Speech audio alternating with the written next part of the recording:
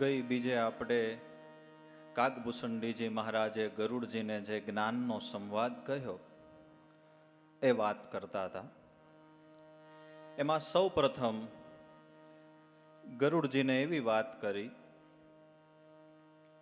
કે આ શિવ છે છતાંય આ કેમ જીવ થયો,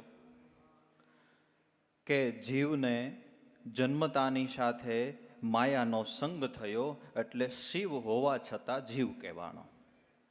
જીવ કહેવાનો એને લઈને જડ અને ચૈતનની ગાંઠ પડી ગઈ. જડ ચૈતનની ગાંઠ એટલે હું શુદ્ધ બુદ્ધ મુક્ત આત્મા છું, એને બદલે હું દેહ છું એવું નક્કી કર્યું. એ જડ અને ચૈતનની ગાંઠ પડી ગઈ.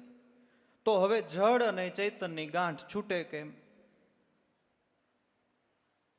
કે ગાંઠ દેખાય તો છૂટે, દેખાય જ નહીં તો છૂટે કેમ?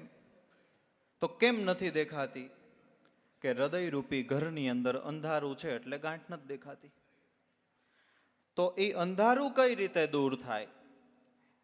એના માટે પૂજ્ય દાદાશ્રીના ભજન ઉપર આપણે ચર્ચા કરી કે અજ્ઞાન અંધકાર હણવાને માટે ગુરુ કહે છે વિચારી. એમાં છેલ્લી કડીમાં દાદા બોલ્યા કે શુભ અશુભ કર્મના લાકડા બાળી, બુદ્ધિ સ્ત્રી લે તાવી, મમતા કીટું બાળી લાભું, નિરંતર જ્યોત પ્રગટાવી. જ્યોત પ્રગટી. હવે જ્યોત પ્રગટી ગઈ, એ જ્યોત કઈ એ વાત હવે આગળ ઉપર કાગભૂષણજી મહારાજ ગરુડજીને કરે છે કે જ્યોત પ્રગટી ગઈ તો જ્યોત કઈ? સોહમ અસ્મિ ઇતિ બ્રતિ અખંડા,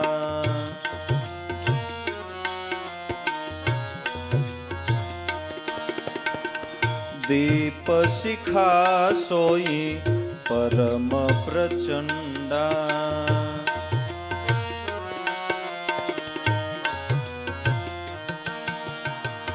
સોહમ અસ્મિ ઇતિ વ્રતિ અખંડા, દીપ શિખા સોઈ પરમ પ્રચંડા, આત્મ અનુભવ સુખ સુપ્રકાશ, તબ ભવ મૂલ વેદ બ્રહ્મનાશ, તબ ભવ મૂલ વેદ બ્રહ્મનાશ, સોહમ અસ્મિ ઇતિ વ્રતિ અખંડા, સોહમ અસ્મિ ઇતિ વ્રતિ અખંડા.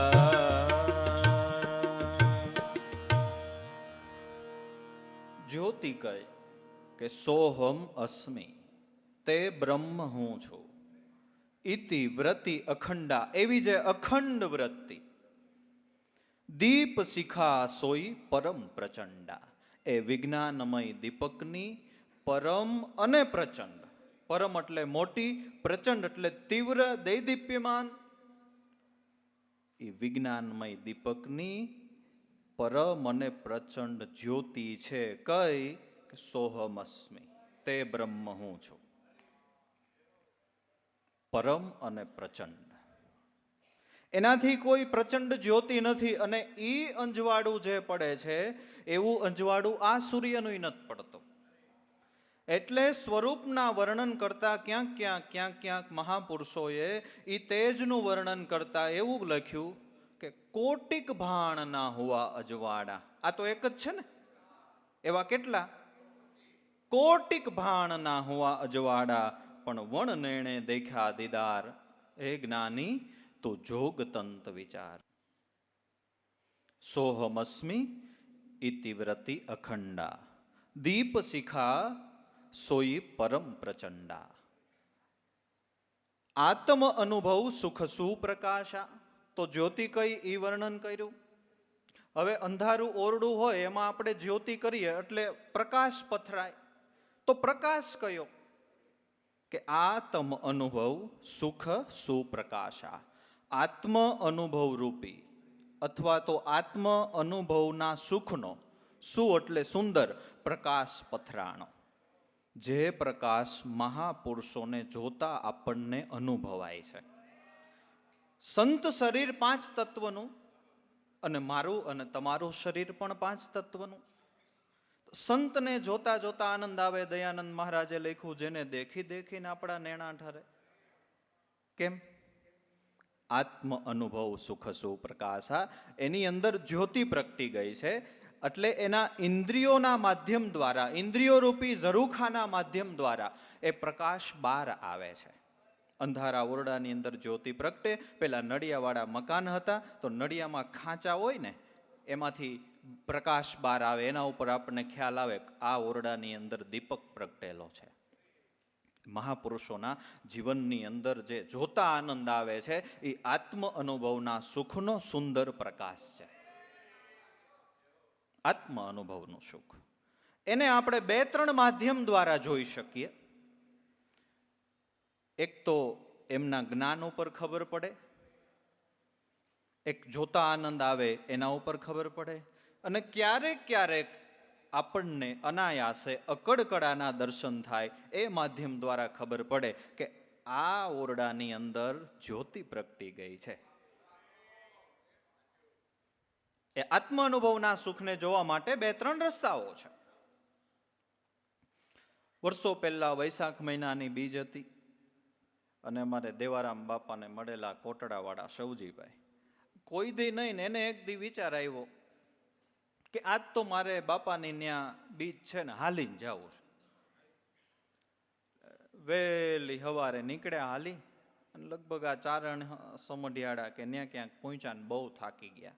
સાંજે 6 વાગવા જેવો સમય થયો. એ વખતે અમે અહીંયા રાજદૂત રાખતા બાપુજી, એટલે દેવારામ બાપાએ બાઘા બાપાને બોલાવીને કીધું, જાઓ ને ઓલા કોટડાવાળા સૌજીભાઈ હાલીને આવે છે, બહુ થાકી ગયા છે ને એને તેડતા આવો. અહીંથી નીકળ્યા, ચારણ હમઢિયાળા ભેગા થઈ ગયા, બાઈક એને રાજદૂતમાં બેસાડીને ઘરે લાવ્યા. દેવારામ બાપાને પગે લાગ્યા. દેવારામ બાપા કે ભાઈ, અમારે તો નહોતું હાલવું તોય હાલવું પડતું હતું, કારણ કે વાહન નહોતા. હવે તમને કુદરતે દીધું છે હું કામ પગ તોડો છો? એના કરતા અહીં બીજ હોય એના આગલે દી આવી જાવ, કંઈક થોડી ઘણી સેવાય થાય, એમાં અમને લાભ ને તમને લાભ. આમાં હાલી ના હોય એમાં અમને કાંઈ બીજો લાભ નહીં, તમને એમાં બીજો કાંઈ લાભ નહીં. આત્મ અનુભવ સુખ સુપ્રકાશા તબ ભવ મૂળ ભેદ ભ્રમનાશા. એ અંજવાડાથી શું ફાયદો થાય કે ભવમૂળ એટલે સંસારનો મૂળ, ભેદ બ્રહ્મનાશા, ભેદરૂપી બ્રહ્મનો નાશ થઈ જાય. ભેદ થયા વગર ભ્રમ નો થાય. તમે ઊંડું ચિંતન કરો, ભેદ થાય તો જ ભ્રમ થાય. ઊંચ નીચનો ભેદ, મારા તારાનો ભેદ, નાના મોટાનો ભેદ, છૂત અછૂતનો ભેદ, એ પેલા ભેદ થયો ને પછી ભ્રમ થયો. ભાઈ તું મને અડતો નહીં, તું આઘોરે જેવો, ભાઈ તું મને અડીશ તો હું અબડાઈ. એ ભ્રમ થયો. પણ પેલા ભેદ થાય પછી ભ્રમ થાય, પછી ભ્રમ થાય. અને મોટામાં મોટો ભેદ, હું શુદ્ધ બુદ્ધ મુક્ત આત્મા હોવા છતાં એમ પોતાને દેહ માની લીધો ના મોટામાં મોટો ભેદ. એ ભેદ થયો એટલે ભ્રમ થયો. કયો ભ્રમ થયો? કે મારે જન્મ ને મરણ છે, આ ભ્રમ થયો. આ ભ્રમ થયો. તબ ભવ મૂલ ભેદ બ્રહ્મનાશા સોહમ અસ્મિ ઇતિ વ્રતિ અખંડા દીપ શિખાસોય પરમ પ્રચંડા આત્મ અનુભવ સુખ સુપ્રકાશા તબ ભવ મૂલ ભેદ બ્રહ્મનાશા. હવે જ્યોતિ પ્રગટી, અંજવાળું ક્યું પડ્યું ઈ કીધું, તો ઈ પેલા ક્યું અંધારું હતું ને જે દૂર થયું. હવે ઈ અંધારાની વાત કરે છે. અંધારું કયું? પ્રબલ અવિદ્યા કર પરિવારા મોહ આદિતમ નિટઈ અપારા. પ્રબલ અવિદ્યા કર પરિવારા મોહ આદિતમ મિટઈ અપારા. તબ સોઈ બુદ્ધિ પાઈ ઉજિયારા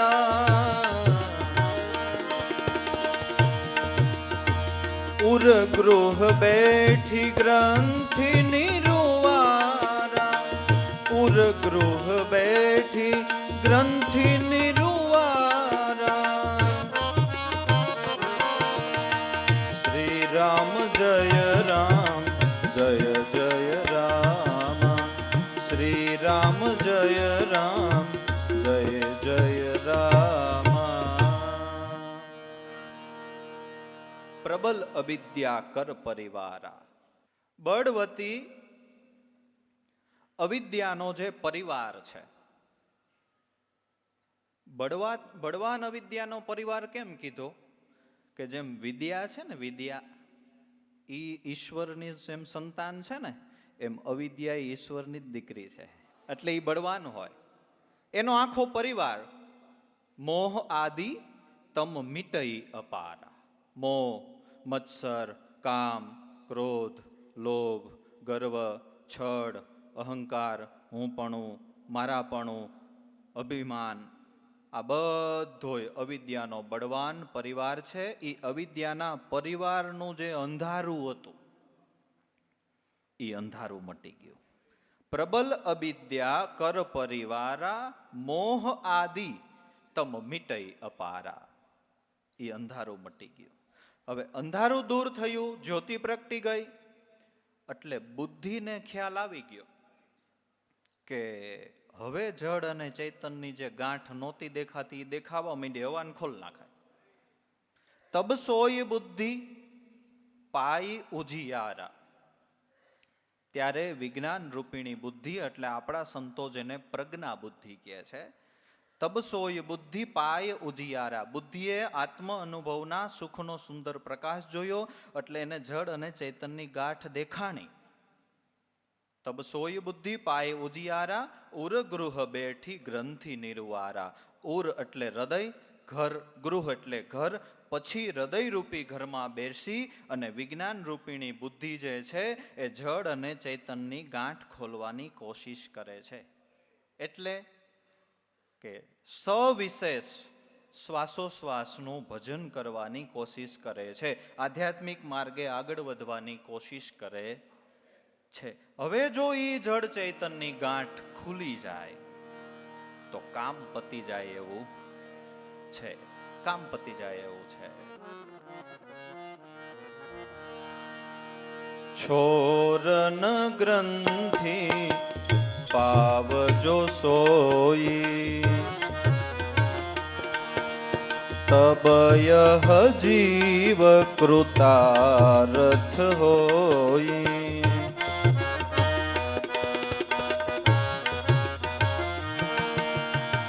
છોરન ગ્રંથિ પાવજો સોઈ, તબયહ જીવ કૃતાર્થ હોઈ. છોરત ગ્રંથિ જાની ખગરાયા, વિઘ્ન અનેક કરઈ તબ માયા. છોરન ગ્રંથિ જાની ખગરાયા, વિઘ્ન અનેક કરઈ તબ માયા. છોરન ગ્રંથિ પાવજો સોઈ, તબયહ જીવ કૃતાર્થ હોઈ. હવે પ્રજ્ઞા બનેલી બુદ્ધિ છે, જડ ચૈતનની ગાંઠ ખોલે છે. જો ગાંઠ ખુલી જાય, છોરન ગ્રંથિ પાવજો સોઈ, તબયહ જીવ કૃતાર્થ હોઈ. જો આ ગાંઠ ખુલી જાય તો ખગરાજ એટલે હે પક્ષીરાજ, આ જીવ કૃતાર્થ થઈ જાય. મનુષ્ય જન્મ મળ્યો લેખે લાગી જાય. મનુષ્ય જન્મ શેના માટે મળ્યો વાલા? કે જડ ચૈતનની ગાંઠ ગૂંચવાઈ ગઈ છે ને, એ સંતની શાનથી જો ખુલી જાય તો તબયહ જીવ કૃતાર્થ હોય. તો આ જીવ કૃત્ય થઈ જાય, ધન્ય ધન્ય થઈ જાય. પણ પક્ષીરાજ છોરત ગ્રંથિ જાની ખગરાયા. બુદ્ધિ છે એ જડ ચેતનની ગાંઠ ખોલવાની તૈયારી કરે, છોરત ગ્રંથિ જાની ખગરાયા, વિઘ્ન અનેક કરઈ તબ માયા. એટલે માયા છે એ અનેક પ્રકારના વિઘ્નો કરે છે કે જેના કારણે સાધક જડ ચૈતન્યની ગાંઠ ખોલી ન શકે. માયા છે એ ઈર્ષાળુ છે, એ અદેખાઈ વાળી છે. સાધક આગળ ગતિ કરે એટલે એને આગળ ગતિ કેમ ન કરવા દેવી, એવા જ એ પ્લાન ગોઠવ્યા કરે છે. અને એવી જ વસ્તુ સંસાર વ્યવહારમાં છે. કોઈ પણ ક્ષેત્રે આગળ વધે એટલે સ્વાભાવિક એની ઈર્ષા થાય એટલે કંઈક પ્રકારે એને નીચે દેખાડવાના, નીચે પાડવાના કોશિશ થાય. એવી જ વસ્તુ આધ્યાત્મિક માર્ગમાં છે. છોરત ગ્રંથિ જાની ખગરાયા, વિઘ્ન અનેક કરઈ તબ માયા. અનેક પ્રકારના વિઘ્ન માયા કરે. આપણને સાંજે નક્કી કરીને સૂતા હોઈએ કે આજે તો 3 વાગે કે 4 વાગે જાગી, કદાચ અલાર્મ મૂકી દઈ કે 10 મિનિટ તો 10 મિનિટ, 15 મિનિટ તો 15 મિનિટ, પણ આજે તો ભજન કરવું જ છે. અલાર્મ વાગ્યો, પછી અલાર્મ બંધ કરી દીધો, પછી એમ થયું ઘડીક વાર સૂઈ જાય, ત્યાં સવાર પડી જાય. આ માયાનું વિઘ્ન છે. વિઘ્ન અને કરઈ તબ માયા. ઘણી વખત ઊભા થઈ ગયા, બેઠાય ખરા, 5 મિનિટ થાય તો એમ થાય કે બાથરૂમ પાણી જઈ આવો. બાથરૂમ પાણી જઈને આવે ત્યાં તો ઊંઘ ઘેરો ઘાલતી હોય, એમ થાય કે આજ નહીં હવે કાલ, આજે સૂઈ જવા દે ને. વિઘ્ન અનેક કરઈ તબ માયા. એ આપણા માટે માયા છે, એ આવા વિઘ્નો કરે છે. એમાં જો સાધક આપણી ભાષામાં દા ન દે ને, એમાં સાધક જો દા ન દે તો લાભુ દાદા ઘણી વખત સત્સંગમાં એમ કહેતા કે એ 45 મિનિટ આપણને બહુ વેડે. પછી એની આમે જો આપણે ઝઝુંબીએ તો પછી ધીમે ધીમે એનું બળ ઓછું થાય અને આપણું બળ છે એ વધે. પણ એમાંય સાધક ટૂંકમાં ઝઝુંબી ગયો, માનો કે ઈ વિઘ્ન માયાએ અનેક પ્રકારના ડાયલા, એમાં સાધકે પીછેહટ ન કરી તો પછી માયા જે છે એ અનેક પ્રકારની રિદ્ધિ સિદ્ધિઓને મોકલે છે કે તું સાધકને આમાં ફસાવી દે, સાધકને તું આમાં ફસાવી દે. રિદ્ધિ સિદ્ધિ પ્રેરઈ બહુબાઈ, બુદ્ધિ લોભ દિખાવહી આઈ. રિદ્ધિ સિદ્ધિ પ્રેરઈ બહુબાઈ, બુદ્ધિ લોભ દિખાવહી આઈ. કલબલ છલ કરી જાહી સમીપા, અંચલ બાત બુજાવહી દીપા.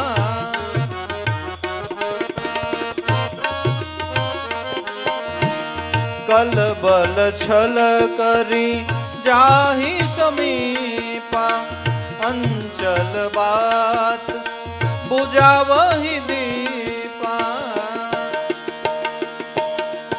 રિદ્ધિ સિદ્ધિ પ્રેરઈ બહુબાઈ, બુદ્ધિ લોભ દિખાવહી આઈ.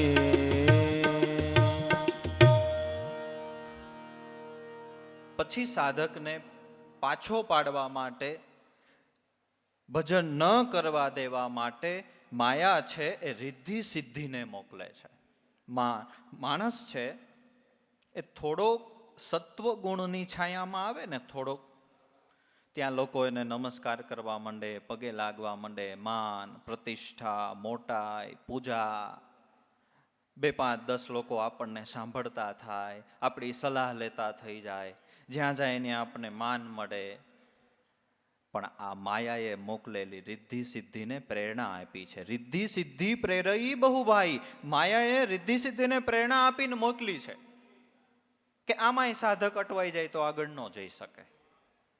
રિદ્ધિ સિદ્ધિ પ્રેરઈ બહુભાઈ, બુદ્ધિ લોભ દિખાવહી આઈ. જે રિદ્ધિ સિદ્ધિઓ શું કામ કરે છે કે જે આપણી બુદ્ધિને, લોભ દેખાડે છે કે ભજન કરવા કરતા 25-50 શિષ્ય કર લે ને. બુદ્ધિ હી લોભ દિખાવહી આઈ, કંઈક થોડી ઘણી આવક તો ચાલુ થાય. બુદ્ધિ હી લોભ દિખાવહી, અને રિદ્ધિ સિદ્ધિઓ બુદ્ધિને લોભ દેખાડે ને એટલે સાધક ક્યાં હોય અને ક્યાંનો ક્યાં ચડાવી દે માં ચડે. એક અપરિગ્રહ સાધુ હતા. એક ગામની અંદર એક રાત સિવાય વધારે રોકાવાનું નહીં એવું જેનું નિયમ હતું. સાધુ ભમતા ભલા એક ગામથી બીજે ગામ, બીજે ગામથી ત્રીજે ગામ અવિરત વિચરણ કર્યા કરે.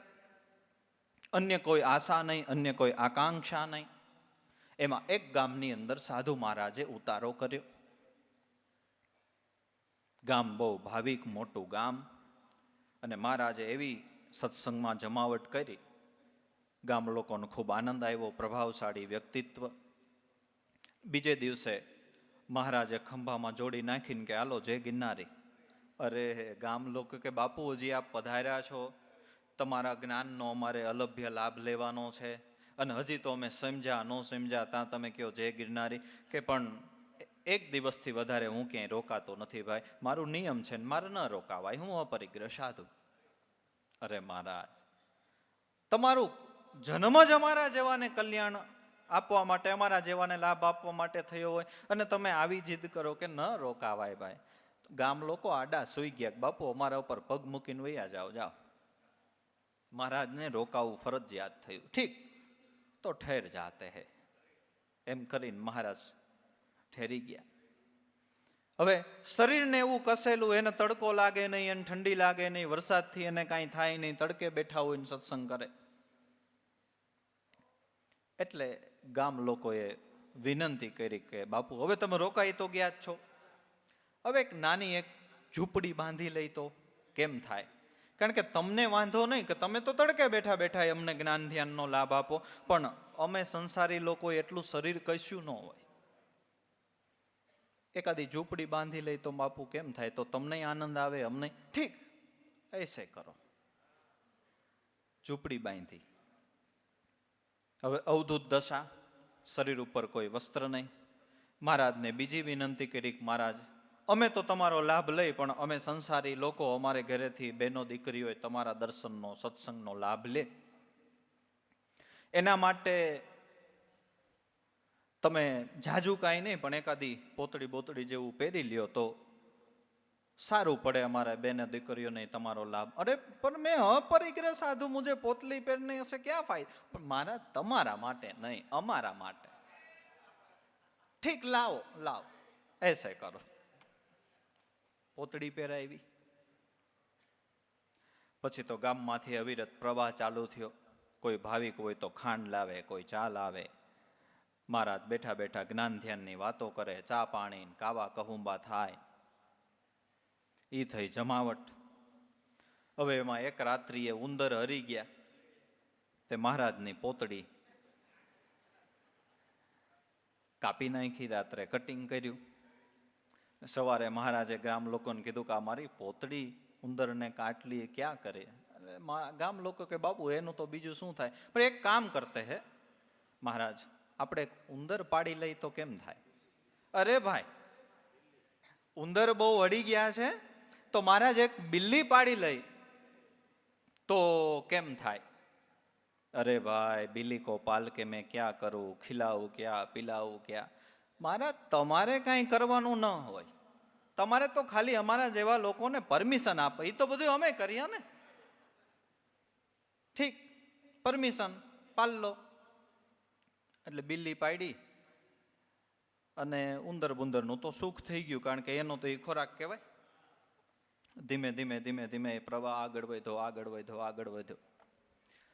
હવે આપણે તો ગૃહસ્થી માણસો, 2-5 દી, અઠવાડિયું ગામમાંથી બિલ્લીને દૂધ તો પાવું પડે ને. હવે કાયમ કોણ દૂધ પાવા આવે? તાજો વૈરાગ તો અઠવાડિયા 10 દિવસનો હોય, પછી તો એ બધું ધીમે ધીમે બેસી જાય ને. કાયમ તો ક્યાં ટકી રહે છે? કાયમ તો ક્યાં ટકી રહે છે? એટલે ગામ લોકોએ મહારાજને વિનંતી કરી, મહારાજ એક કામ કરશું કે બોલો ને, એક ગાય પાડી લઈ તો કેમ થાય? આ રોજ કોઈ દૂધ દેવા આવે, કોઈ ન દેવા આવે, આપણે કોઈકનું ઓછી. અરે ભાઈ, गौवा को पाल के मैं क्या करूं, उसको चारा क्या दो, उसको खिलाऊं क्या पिलाऊं. મહારાજ એ તમારે કાંઈ કરવાનું ન હોય. તમે ખાલી અમને કયો, એ ચારો અમે નાખી જાય, દોહન અમે કરી જાય. તમારે તો કાંઈ તમારે તો બેઠા બેઠા ના ભી કમળથી સુરતા ચલાવે, શબ્દ મેં સુરતા મિલાવે. બીજું તમારે કરવાનું કાંઈ ન આવે. સમૃદ્ધ કો દોષ નાહી ગો સાહેબ, ક્રિયા કરાવા કછું भी नाही, सहज में पीयू को पाया, આનંદ અદભુત આયા. એ વાત સાચી છે, ક્રિયા કરાવવા કશું બી નહીં, સહેજ મેં પિયુજી કો પાયા. પણ એ નદી સમુદ્રમાં ભળી જાય ને પછી, સમુદ્રમાં નથી ભળી ત્યાં સુધી તો વહન કરવું પડે ને, ત્યાં સુધી તો ક્રિયા કરવી પડે. સમુદ્રમાં ભળ્યા પછી ક્રિયા કરાવવા કશું બી નહીં. ગાય બાંધી દીધી, ધીમે ધીમે મહારાજની નામના વૈધી. હવે હવે ગાય નહીં ખવડાવવું, હવે ચારો રોજ કોઈક દેવા આવે, નો દેવા આવે એવું થાય. એટલે મહારાજને વિનંતી કરી કે મહારાજ 4-5 વીઘા એક ખેતર લઈ લે કેમ થાય, એમાં આપણે ચારો ઉગાડી. નાની એવી પરણકુટી છે, થોડીક હાંકડ થાય છે, મોટી કરી નાખી. ઠીક, એસે કરો. નાની એવી પરણકુટીનું રૂપાંતર આશ્રમમાં થયું. 4-5 વીઘા જમીન ને એમાં મકાઈ બકાઈ વાવે ને ગાય ને ચારો થાય ને બે કામ. હવે ચારો તો આલો ઉગાડી જાય, કોઈક પાણી પાઈ જાય, પણ એને વાઢીને તો નાખવું પડે ને. મકાઈ હોય, ઝાર હોય, ગમે હોય. હવે એ આપણે ક્યારેક ક્યારેક અઠવાડિયું લગ્નમાં વહી જાય, ત્યારે શું થાય? એટલે પંચે પર્યાણ કર્યું. પંચ પર્યાણ કરીને મહારાજ પાસે આવ્યું કે મહારાજ હવે અમારી છેલ્લી એક વિનંતી છે, એનો તમે સ્વીકાર કરો. કે ભાઈ બોલો શું? કે મહારાજ એક કામ કરો, એક રામકી કર લો. ત્યારે મહારાજની આંખ ઉઘડી કરે, ભાઈ મેં अपरिग्रह करता रहा, ये तो मेरी चोटी भी डूब गई. बुद्धि ही लोभ दिखा वही आई. માયા છે એ કંપની છે, રિદ્ધિ સિદ્ધિ એનું માર્કેટિંગ કરે છે, જે આપણી બુદ્ધિને લોભ બતાવે છે, અને લોભી એમાં વધારે ફસાય છે. એવું સંસાર વ્યવહારમાં છે. તમે જો ભાઈ, તારી પાસે, ભાઈ ભીખુભાઈ તમારી પાસે કેટલા પૈસા? કે અત્યારે તો બહુ ઝાઝા નથી, પણ બધાએ થોડો થોડો સાથ સહકાર આપ્યો, 2 લાખ જેવા ભેગા થયા છે.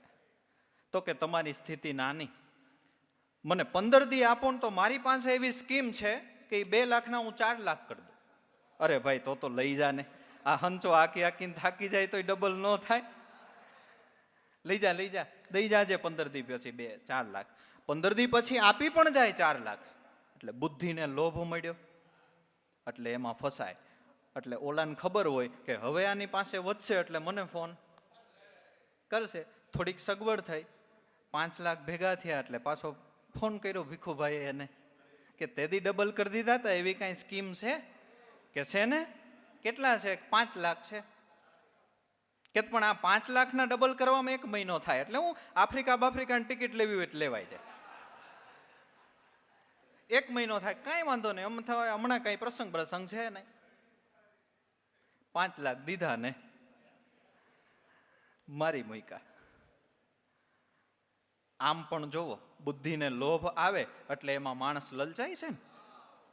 આપણી એક જૂની કહેવત છે કે લોભીનું ધન આવી રીતે ધૂતારા ખાય, કીડી હાંચવે અને તેતર ખાય ને પાપીનો માલ હોય ને એ પરલે જાય.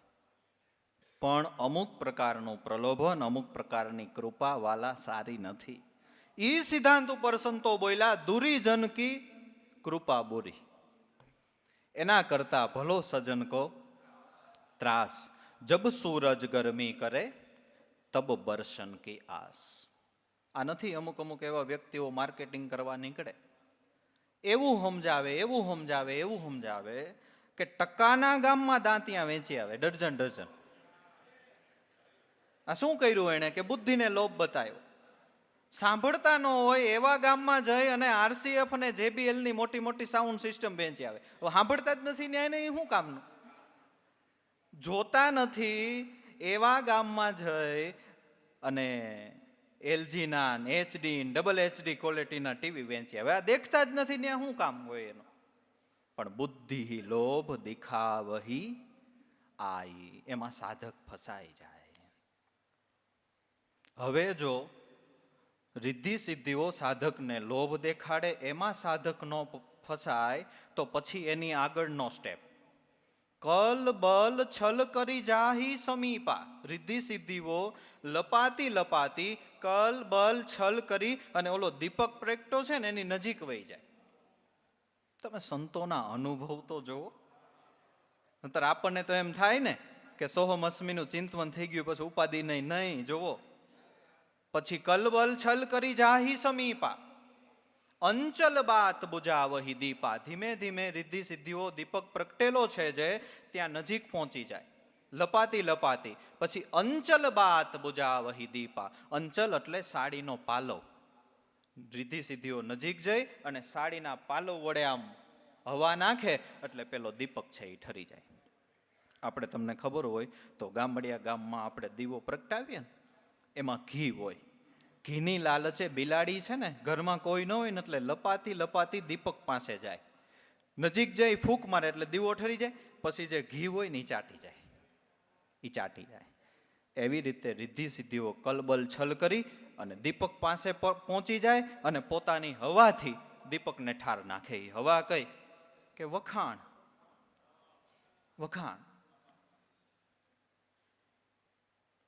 લોકો મંડે વાહવાન, ભાઈ ભાઈ કરવાન. ત્યાં તો આપને એમ થાય કે હું તો કઈક હઈશ ને, લોકોને એમ થાય હશે. એ હઈશ અને હસેની વચ્ચે હાવ કોરું કડાક પડ્યું હોય. ખોટા તમે તો ભાઈ મહાન કે બાપાના દીકરા એટલે ઈ જ સ્વરૂપ કહેવાય ને. આ હવા છે, આમાં ધ્યાન રાખવું પડે. દીવો ઠરી જાય, ફટ કરતો ઠરી જાય. હવે કલ બલ અને છલ. આધ્યાત્મિક માર્ગમાં કેવી રીતે સાધક ઉપર કલ બલ અને છલ થાય છે જોવો. ઊંડું ચિંતન કરો તમે. લાખાએ જે દાદા ઉગમસિંહ કુવામાં નાખ્યા ને, એ અંતે તમે ઊંડું ચિંતન કરો તો રિદ્ધિ સિદ્ધિઓએ એના ઉપર કલ બલ અને છલ કર્યું છે. પેલા કલ કરી, ભજન જ કરતો તો અંધારી કોટડીમાં બેસીને. એમના 4 સાગરીતો શિષ્યો જે હતા એ બારે બેઠા હતા. એમાં કચ્છ અંજારથી જેસલ તોરલે દાદા ઉગમસિંહને કચ્છમાં પધારવાનું આમંત્રણ આપ્યું. એટલે દાદાએ પેલા તો ના પાડી કે મારું શરીર વૃદ્ધ થયું, હવે હું નહીં આવું. એટલે જેસલ તોરલે કીધું કે દાદા જો તમે પધારો ને તો અમારે આયોજન કરવાનું છે, નતર કરવાનું થાતું. દાદાએ વિચાર્યું કે આ એક શરીરના કારણે આવડો મોટો ભગીરથ યજ્ઞ અટકી જાય. એટલે દાદાએ આમંત્રણનો સ્વીકાર કર્યો કે ભાઈ હું આવીશ. એટલે જેસલ તોરલ આમંત્રણ આપી દાદાને નીકળી ગયા. તારીખ વાર નક્કી કરી દીધા. એ સમયગાળાની વાત છે. એમાં અંદર કોટડીમાં બેઠો બેઠો લાખો ભજન કરતો હતો અને 12 શિષ્યોમાં રિદ્ધિ સિદ્ધિઓએ પેલા કલ પ્રગટ કરી. એટલે શિષ્યો અંદરો અંદર વાતો કરવા માંડ્યા કે દાદાનું શરીર વૃદ્ધ થયું અને હવે દાદાને થાક લાગે. એના કરતાં આપણા ગુરુ મહારાજ લાખાજીને જો જવા દઈએ તો જેસલ તોરલ એટલે રાજા મહારાજાને ત્યાં મંડપ છે. દેશ પ્રદેશથી ભાવિક ભક્તો આવ્યા હોય અને ગુરુ ગાદી ઉપર બિરાજી જાય તો એનું ઠેક ઠેકાણે પૂજન થઈ જાય. લાખા રાજની જય બોલાવા માંડે. પણ એમી સાધક લાખો પાક્કો સાધક હતો. એટલે કલ એના ઉપર કામ ન કરી. એટલે બહાર આવીને શિષ્યોને કીધું, શું તમે વાત કરો છો ભાઈ? એવી વાત ક્યારેય નહીં કરવાની. દાદા છે એ દાદા છે, દાદાના પ્રતાપે આપણે છે. આપણને દાદા ન મળ્યા હોત તો આપણે શું કરતા હતા? એવી વાત નહીં કરવાની ક્યારેય. કલ એના ઉપર અસર ન કરી. બીજે દિવસે રિદ્ધિ સિદ્ધિઓએ શિષ્યોના માધ્યમ દ્વારા બળ કર્યું. પાછો ભજન કરવા બેઠો ને 12 બેઠા બેઠા વાતો કરવા માંડ્યા કે લાખારાજ આપણા ગુરુદેવ માનતા નથી. નતર ખરેખર જો એક વખત અત્યારે બરાબર મોકો છે, કચ્છની અંદર મોટો મંડપ છે અને ગુરુ ગાદી ઉપર પૂજન થઈ જાય તો એક રજિસ્ટર વાત બની જાય. એ બળ કામ કરી ગયું. બહાર આવીને કે આમ તો તમારી વાત થોડીક સાચી લાગે છે મને, પણ હવે આમંત્રણ સ્વીકારી લીધું. દાદાએ પોતે જવાની હા પાડી, પણ હવે આપણે કરવું કેમ? એટલે શિષ્યો કે એ થોડું તમારે ઉપાધિ કરવાની હોય, એનું અમે બોલતા હોય તો એ પ્રમાણે એનો આખા પ્લાન અમારી પાસે હોય. આપણે 4 અમે, 5મા તમે અને 6ઠા દાદા ઉગમસિંહ, આપણે એટલાને જ જવાનું છે અને પછી રસ્તામાં જોયું જાય. બળ અસર કરી ગયું લાખા ઉપર. શિષ્યો તો મારા વાલા માધ્યમ હતા. મૂળ આ રિદ્ધિ સિદ્ધિઓની પ્રેરણા શિષ્ય તો એમ માનો કે નિમિત્ત થયા. અને છેલ્લે તરવાના તુંબડા એવા દાદાને કૂવામાં હલેચો ધક્કો મારી દીધો. આ છેલ્લે છલ કરાયું. કલ બલ છલ કરી જાહી સમીપા.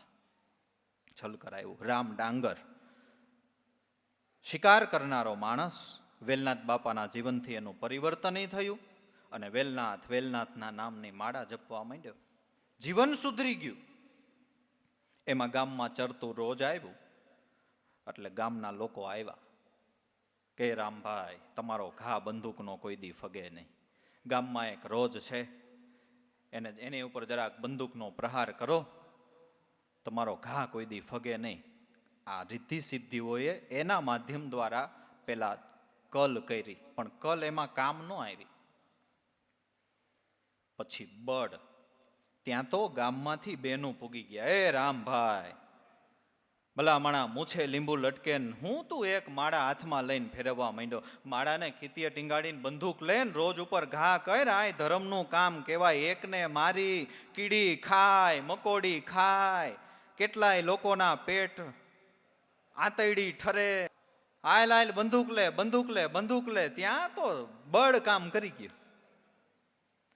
માળાને પડતી મૂકી, બંદૂક લઈને રોજ ઉપર એક પછી એક 9 ઘા કર્યા. આ છલ કર્યું ને, નતર ગુરુ સ્પષ્ટ ના પાડી હતી કે અત્યાર સુધી જે ભલે કર્યું 84 વર્ષ તે ભલ શિકાર ખેલ્યા, ઉનકા ધોખા નાય, પણ હવે તો શ્વાસ ઉશ્વાસ હાલે તારી દેહમાં એની જ કરી લે. હવે તો ઓળખાણ જોવો.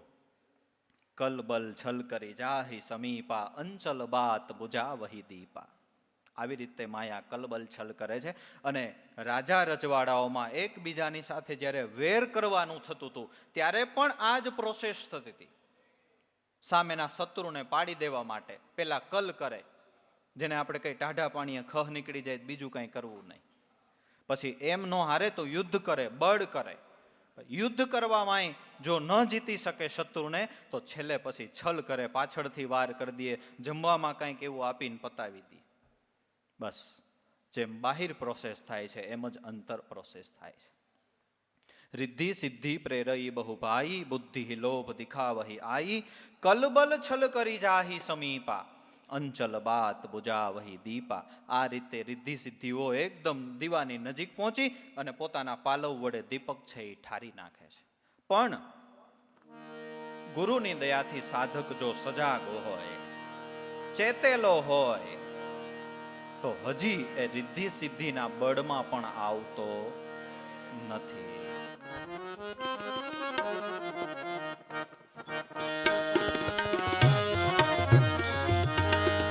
ઓય બુદ્ધિ જો પરમ સયાની,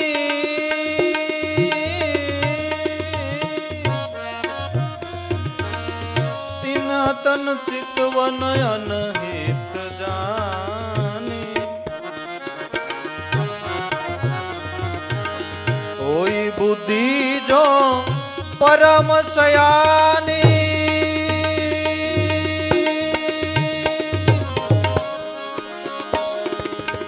तिन्ह तन चितवन अनहित जानी.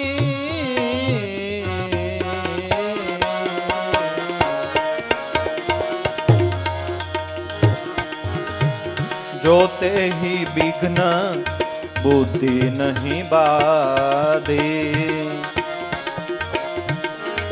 जो ते ही विघ्न बुद्धि नहीं बाधे, तो बहोरी सुर करही उपाधि.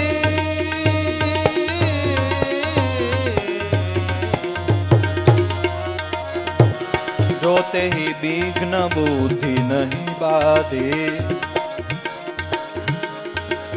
तो बहोरी सुर करही उपाधि.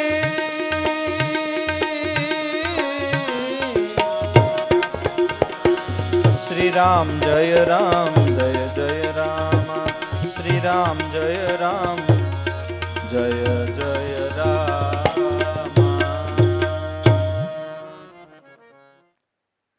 હોય બુદ્ધિ જો પરમ સયાની, બુદ્ધિ જો પરમ સયાની એટલે ચતુર બનેલી હોય, પ્રજ્ઞારૂપ બનેલી હોય, તો તિન્હ તન ચિત્તવ ન અનહિત જાણી. તો એ રિદ્ધિ સિદ્ધિઓને અનહિત એટલે અહિતકારી સમજીને ચિત્વ એટલે તેની સામુય જોતી નથી. ક્યારે? કે બુદ્ધિ પ્રજ્ઞા બનેલી હોય તો. જે કેવળ સ્વરૂપનું ચિંતન કરનારી બુદ્ધિ બનેલી હોય તો એ રિદ્ધિ સિદ્ધિના બળમાં પણ ફસાતી નથી. હોય બુદ્ધિ જો પરમ સયાની, તિન્હ તન ચિત્તવન અનહિત જાની. તો એ રિદ્ધિ સિદ્ધિઓને અહિતકારી સમજી તેની સામુય જોતી નથી. કોઈ પણ માણસ આપણને ફસાવે ક્યારે? કે આપણે એની સામું જોઈએ, એની વાતમાં હા પાડીએ, ધીમે ધીમે હા હોંકારા કરીએ, તો ધીમે ધીમે એ આપણને ફસાવે. બરાબર? કોઈ માર્કેટિંગ કરવા વાળો માણસ આવ્યો, કોઈ સેલ્સમેન આવ્યો, તો એની સામું જોઈ, એની વાત કરે, એમાં ધીમે ધીમે હા હોકારો કરીએ તો ધીમે ધીમે એ આગળ વધે. સામું જ ન જોવો, હા હોકારો જ ન કરો તો એને કંટાળો ન આવી જાય, એને એમ નહીં થાય કે અહીંયા આપણું કામ નહીં કામ આવે. પણ એટલી બુદ્ધિ ચતુર હોવી જોઈએ ને, એટલી બુદ્ધિ ચતુર હોવી જોઈએ ને. સંતોની બુદ્ધિ ચતુર છે, એ રિદ્ધિ સિદ્ધિને સામુય નથી જોતા. આલોક પરલોકની આશા તજવી, રાખવું અભ્યાસમાં ધ્યાન, તરણા સમાન સિદ્ધિને જાણી અને મેલી દેવું અંતરથી માન. જો આ રિદ્ધિ સિદ્ધિને સામુય ન જોયું, સામુય ન જોયું. અને બીજું કે આપણા સંતો તો જે લોકો જેને સિદ્ધિ કહે છે એને આપણા સંતો વાંકી કહે છે. કારણ કે એ આપણો આખો મોડ ફેરવી નાખે છે, એટલે એ વાંકી છે. અને આ તો સમજાય નહીં. નતર કુદરતે જન્મતાની સાથે આપણને ઘણી બધી સિદ્ધિઓ બક્ષિસ કરેલી છે, પણ મનાય તો થાય, મનાય તો થાય ને. હે વાલા, આપણો જન્મ થયો બરાબર, ત્યારે આપણા જન્મતા પહેલા માતાના સ્તનમાં આપણો ખોરાક તૈયાર કર્યો. આ કુદરતે આપણને આપેલી સિદ્ધિ નથી? જન્મમાં ત્યાં તરત ખોરાક તૈયાર, નતર ક્યાં આપણે ત્યાં ફોજદારી કરવાના હતા? આ સિદ્ધિ નથી લાગતી? હે, થોડાક મોટા થયા, ત્રણેય ટાઈમ યથા યોગ્ય આપણને જમવા મળી રહે છે, આ સિદ્ધિ નથી? સિદ્ધિ નથી. ગમે એવો ઉનાળો 42-45 ડિગ્રી તપ્યો હોય, આપણે સત્સંગમાં જવાનો ભાવ કરીએ તો ગાડીમાં જઈએ, આપણને તડકોય ન લાગે ને ઉલટાની અંદરથી ઠંડી ઠંડી હવા આવે, જાણે હિમાલયમાં બેઠા હોય. આ સિદ્ધિ નથી? હજી થોડાક નજીક વહી આવો, સંતના દર્શન કોણ કરે? કે આપણી આંખ કરે. કુદરતે આપણને આવી અમૂલ્ય આંખ આપી, આ સિદ્ધિ નથી? હે, આપણને પગ આપ્યા, એનાથી આપણે ચાલીને એના દર્શન કરી શકીએ છીએ, આ સિદ્ધિ નથી? હે, પણ મનુષ્યનો માનસ એવું થઈ ગયું છે, કુદરતે જે સિદ્ધિઓ આપી છે ને એનું તો એને ધ્યાન નથી જાતું. જે નથી મળ્યું ને એ પ્રાપ્ત કરવામાં એ ના, આ દેન તે દેન, હજી ઓલું ઘટે, હજી ઓલું ઘટે, હજી ઓલું ઘટે. એ વાત સાચી, પણ જેટલું દીધું છે એનો તો ઉપકાર માન મારા વાલા. આ દીધું છે એનો તો ઉપકાર માન. આ તો પહેલેથી મળી હોય ને એટલે ખબર ન હોય. જન્મતાની સાથે જે અંધ હોય ને એને તમે કોઈક દીક પૂછી જુઓ આંખની કિંમત શું કહેવાય એમ. હે, એને તમે પૂછી જુઓ આંખની કિંમત શું કહેવાય એમ. નથી આ બધી કુદરતે સિદ્ધિઓ આપી? અને બીજું કે એમ કહેવાય છે, આપણને બહુ ખબર નથી, સાંભળેલી વાત છે કે 5 તત્વને સિદ્ધ કરવા માટે, એક તત્વને સિદ્ધિ પ્રાપ્ત કરવા માટે કે છે 12 વર્ષ જોઈ. દાખલા તરીકે પાણી તત્વ છે, બરાબર, એની સિદ્ધિ આપણે પ્રાપ્ત કરીએ તો બીજાને નાવ દ્વારા સામે કાંઠે જવું પડે અને આપણે પાણી ઉપર ચાલીને જઈ શકીએ. પણ કે છે એ સિદ્ધિ પ્રાપ્ત કરવા માટે 12 વર્ષનું તપ જોઈએ. હવે એવા કેટલા 5 તત્વો, બરાબર ને? પૃથ્વી, જળ, અગ્નિ, આકાશ ને વાયુ. હવે 5 તત્વોમાં 12 વર્ષ બગાડીએ, કેટલા વર્ષ થયા? 60. હવે ત્યાં તો તૈયારી ન થઈ જાય. અને તોય આત્મસિદ્ધિ તો બાકી જ રહી ગઈ ને. એટલે જ્યાં સુધી આત્મ તત્વ ચીનો નહીં ત્યાં સુધી સાધના સર્વે જુઠ્ઠી. તોય આત્મસિદ્ધિ તો તોય બાકી રહી ગઈ, તોય બાકી રહી જાય. એટલે એમાં ક્યાંય આપણે ફસાવાનું નથી. હોય બુદ્ધિ જો પરમ સયાની, તિન્હ તન ચિત્વ ન અનહિત જાની. અહિતકારી સમજી અને એનો ત્યાગ કરવાનો છે. જો તે વિઘ્ન બુદ્ધિ નહીં બાધી, તો બહોરી સુર કરહી ઉપાધિ. જો રિદ્ધિ સિદ્ધિઓ આપણી બુદ્ધિ ઉપર પ્રભાવ ન કરી શકી તો પછી કાંઈ ઉપાધિ, પછી કાંઈ ચિંતા ખરી કે હા હજી એક ઉપાધિ છે. આ તો હજી એક જ પડાવ પસાર કર્યો, હજી બીજો પડાવ છે. તો બહોરી સુર કરહી ઉપાધિ. સુર એટલે ઇન્દ્રિયોના દેવતાઓ, એ અનેક પ્રકારના વિઘ્નો ડાલે છે. આ તો રિદ્ધિ, આટલું બધું કર્યું એમાં ન ફસાણા એટલે આપણે માયા અને રિદ્ધિ સિદ્ધિથી બાકાત થયા, એની સામે આપણે લડ્યા અને એમાં આપણે વિજય મેળવ્યો. જો એમાં ન ફસાણા તો પછી બીજો સ્ટેપ, બીજો પડાવ કે તો બહોરી સુર કરહી ઉપાધિ. પછી ઇન્દ્રિયોના દેવતાઓ એ ઉપાધિ કરાવે છે. એટલે વિચારો ને તમે આંતરિક રીતે, તો ઇન્દ્રિયોના દેવતાઓ, રિદ્ધિ સિદ્ધિ અને માયા એ આપણી વૈરી છે, એ આપણી દુશ્મન છે. આપણી ભાષામાં એ આપણી ટાટિયા ખેંચ પ્રવૃત્તિ કરે છે કે કોઈ પણ હિસાબે સાધક નીચે આવે તો બહોરી સુર કરહી ઉપાધિ. તો હવે એ સમજાવે છે કે દેવતાઓ કેવી રીતે વિઘ્ન ડાલે છે, દેવતાઓ ઉપાધિ કેમ કરાવડાવે છે. જોવો તો ખરા, સંતોના અનુભવ તો જોવો, અનુભવ તો સંતોના જોવો. જેમ સૈનિકોને ટ્રેનિંગ આપવામાં આવે કે ભાઈ પાછળથી વાર થાય તો આમ કરવું, આગળથી વાર આવે તો આ રીતે ઢાલ ધરી દેવી, બાજુમાંથી વાર થાય તો આ પ્રમાણે બચવું, એમ સંત સમજાવે છે કે આધ્યાત્મિક માર્ગે ગતિ કરતા સાધકોને કઈ કઈ રીતે કોણ કોણ વિઘ્ન ડાલે અને એમાંથી આપણે કઈ રીતે બચી જવું. હવે દેવતાઓ કઈ રીતે વિઘ્ન ડાલે, કોણ છે, ક્યાં બેઠા હોય અને કેમ વાર કરે, એ સમજાવે છે. ઇન્દ્રી દ્વાર ઝરોખા નાના, તહ તહ સૂર બેઠે કરી થાના. ઇન્દ્રી દ્વાર ઝરોખા નાના, તહ તહ સૂર બેઠે કરી થાના.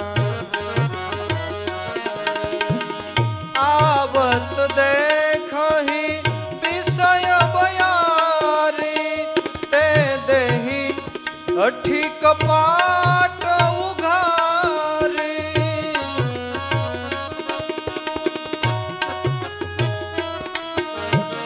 તે દેહી અઠી કપાટ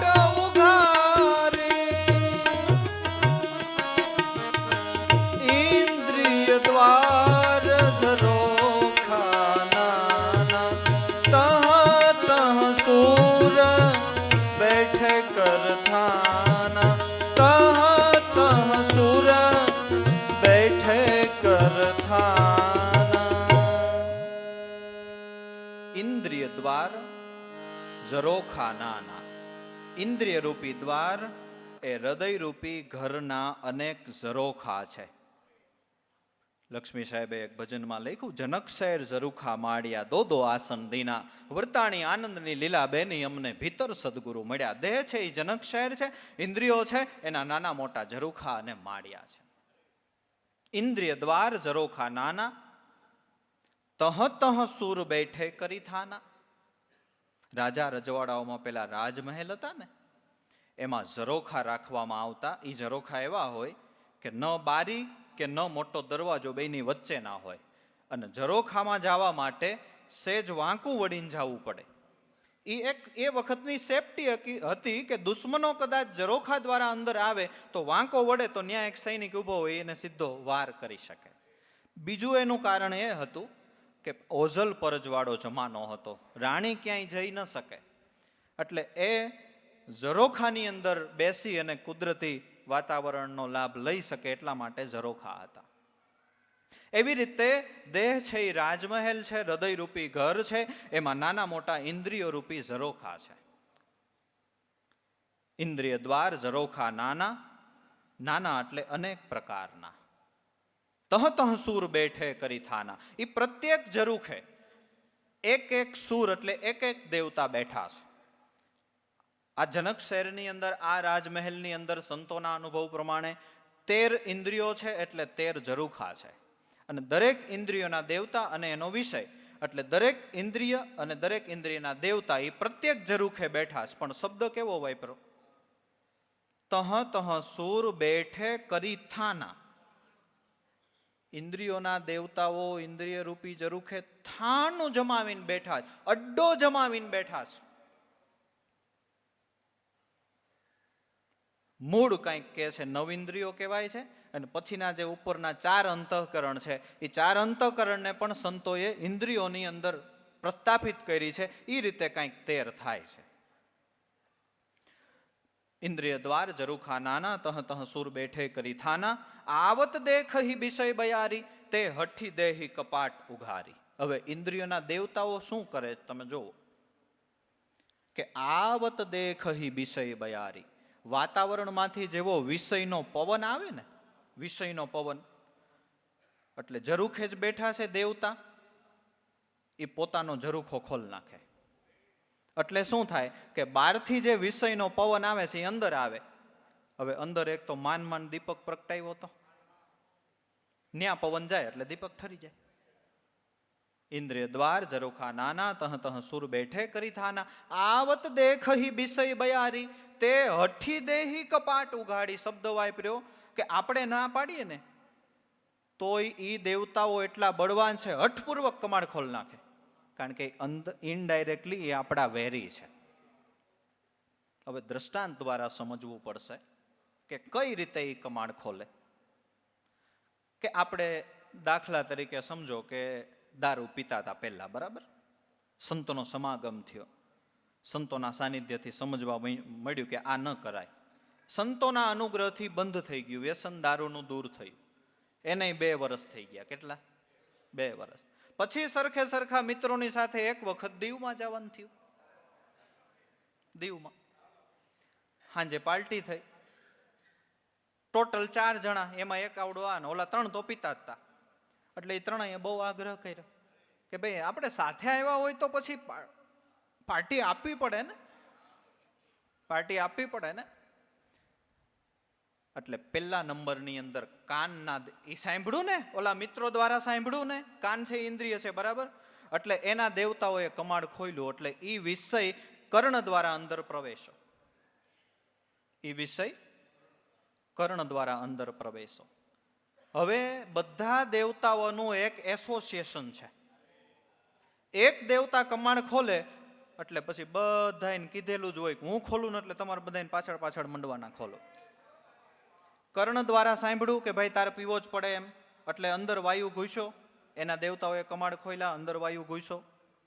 એટલે હાથ છે એ ઇન્દ્રિય છે. બોટલ તો ત્યાં તૈયાર જ સામે જ પડી હતી ટેબલ ઉપર. હાથ ઇન્દ્રિયના દેવતાએ કમાડ ખોલ્યો એટલે હાથને પ્રેરણા કરી, એટલે હાથે બોટલ હાથમાં લીધી. સ્વાદ ઇન્દ્રિયના દેવતાઓએ દરવાજો ખોલ્યો એટલે એ બોટલ જીભમાં મૂકી. આ રીતે બધા દેવતાઓનું એસોસિએશન છે. એક ઇન્દ્રિય દરવાજો ખોલ નાખે એટલે બધાય વારાફરતી ખોલ નાખે અને આપણું અધઃ પતન કરે. તે હઠી દેહી કપાટ ઉઘાડી. હઠપૂર્વક આપણે ના પાડીએ ને કે ભાઈ 2 વર્ષથી નથી પીધો ને હવે, અરે ભાઈ અહીંયા ક્યાં કોઈ જોવે, આપણે ના પાડી તોય ખોલ નાખે. અને ઘણા આપણામાં એવા દાખલા છે, સત્સંગ સાંભળે અને એવો આમ પ્રભાવશાળી થઈ જાય, એમ થાય બાપાએ તાજ બહુ વ્યસન ઉપર ભાર મૂક્યો ને, હવે નથી ખાવા, મૂકી દે. 1.5 વર્ષ 2 વર્ષ પાછો અહીંયા આવીને જ લાગે. હારે સેવા કરતા હોય ને ઈ આગ્રહ કરે, ભાઈ લે ને 2 દાણા આપણે 50%, તું 50%, હું 2 વર્ષ નો ખાધા હોય પાછા ખાવા માંડ્યાના દાખલા છે. આ ઇન્દ્રિયોના દેવતા હોય, જો કમાડ ખોલ નાખ્યા, કમાડ ખોલ નાખ્યા. તહ તહ સૂર બેઠે કરી થાના, આવત દેખહી વિષય બયારી, તે હઠી દેહી કપાટ ઉઘાડી. હવે વિષયનો પવન આવે અને ઇન્દ્રિયોના દેવતાઓ કમાડ ખોલી નાખે એટલે ઈ પવન અંદર ઘૂસે. હવે અંદર ઘૂસે એટલે શું થાય એ વાત કરે છે. જબ સો પ્રભંજન ઉર ગૃહ જાય, તબહી દીપ વિજ્ઞાન બુજાય.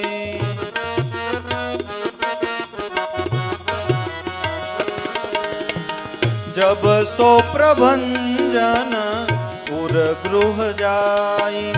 તબહી દીપ વિજ્ઞાન બુજાય. ગ્રંથિ ન છૂટી મિટાસો પ્રકાશા. બુદ્ધિ વિકલ ભઈ વિષય બતાસા. શ્રી રામ જય રામ જય જય રામ. શ્રી રામ જય રામ જય જય રામ.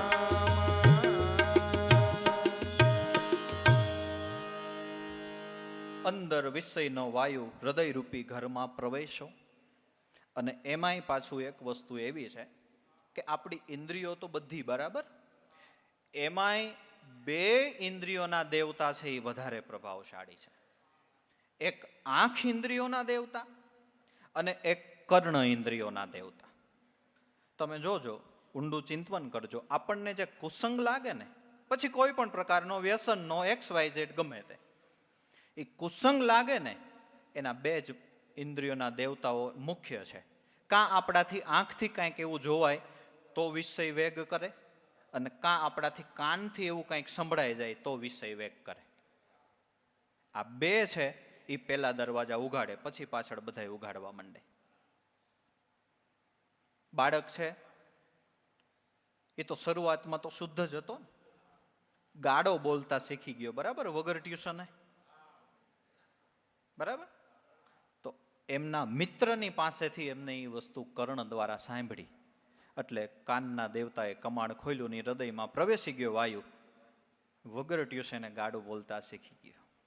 ટૂંકમાં આપણને કુસંગ લાગે ને, તમે ઊંડું ચિંતન કરી જુઓ, એમાં બે ઇન્દ્રિયો વધારે ભાગ ભજવતી હશે, એક કાન અને એક આપણી આંખ. કાં જોવાઈ જાય, કાં સંભળાઈ જાય, એટલે વિષયો વેગ કરે, એટલે વેગ કરે. હવે વાયુ અંદર ઘૂસ્યો એટલે શું થયું કે જબસો પ્રભંજન ઉરગૃહ જાય. શબ્દ વાપરો વાયુની આગળ, પ્રભંજન વાયુ એટલે અતિ બળવાન વાયુ, તીવ્ર વાયુ, વેગવાળો વાયુ. આ વાવાઝોડું ઉપડે ને એ સારું, એની સ્પીડ મપાય ને, 140નું સ્પીડે વાવાઝોડું આવે, 160ની સ્પીડે, 200ની સ્પીડે. આની સ્પીડ નથી મપાતી એટલું, એટલે શબ્દ આગળ મૂક્યો પ્રભંજન. જબસો પ્રભંજન ઉરગૃહ જાય. તબહી દીપ વિજ્ઞાન બુજાય. એ વાયુ એટલો પ્રભાવશાળી અંદર ઘૂસ્યો, એટલે ઓલો મહામહેનતે જે દીવો પ્રગટાયો હતો ને, સોહમ અસ્મિ, એ બુજાઈ ગયો, એ બુજાઈ ગયો. બે રીતે દીપક ઠરે.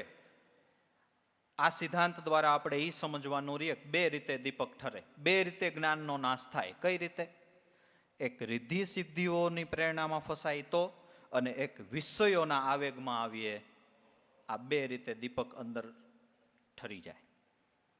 હવે બીજો પ્રશ્ન આપણો એ થાય કે દીપક પ્રગટ્યા પછી ઠરે, એવો આપણને પ્રશ્ન થાય કે ન થાય? કે ભાઈ એમાં તો છે ને શાસ્ત્રની સાક્ષી છે હોતન. આ છેલ્લા ડચકાનો ખેલ, આને જીતવો બહુ મુશ્કેલ. આ છે છેલ્લા ડચકાનો ખેલ. જિંદગી ભર વૈરાગ્ય કમાયા, સમ દમથી ભેડું કરેલ એવા તપસીઓય લપસી પડ્યા છે. એની અંતે બોરમાં સુરતા રહેલા છેલ્લા ડચકાનો. આ જો શાસ્ત્રની સાક્ષી છે ને, દીપક ઠરી જાય એ વાત સાચી છે. અજામેલ જેવો મહાપાપી છેલ્લા ડચકે તરેલ, જળ ભરત જેવા ભૂલા પડ્યા તો હરણીને પેટ પડેલ. આ છેલ્લા ડચકાનો ખેલ, એને જીતવો, દીપક ઠરી જાય છે એ વાત સાચી છે, સાચી છે.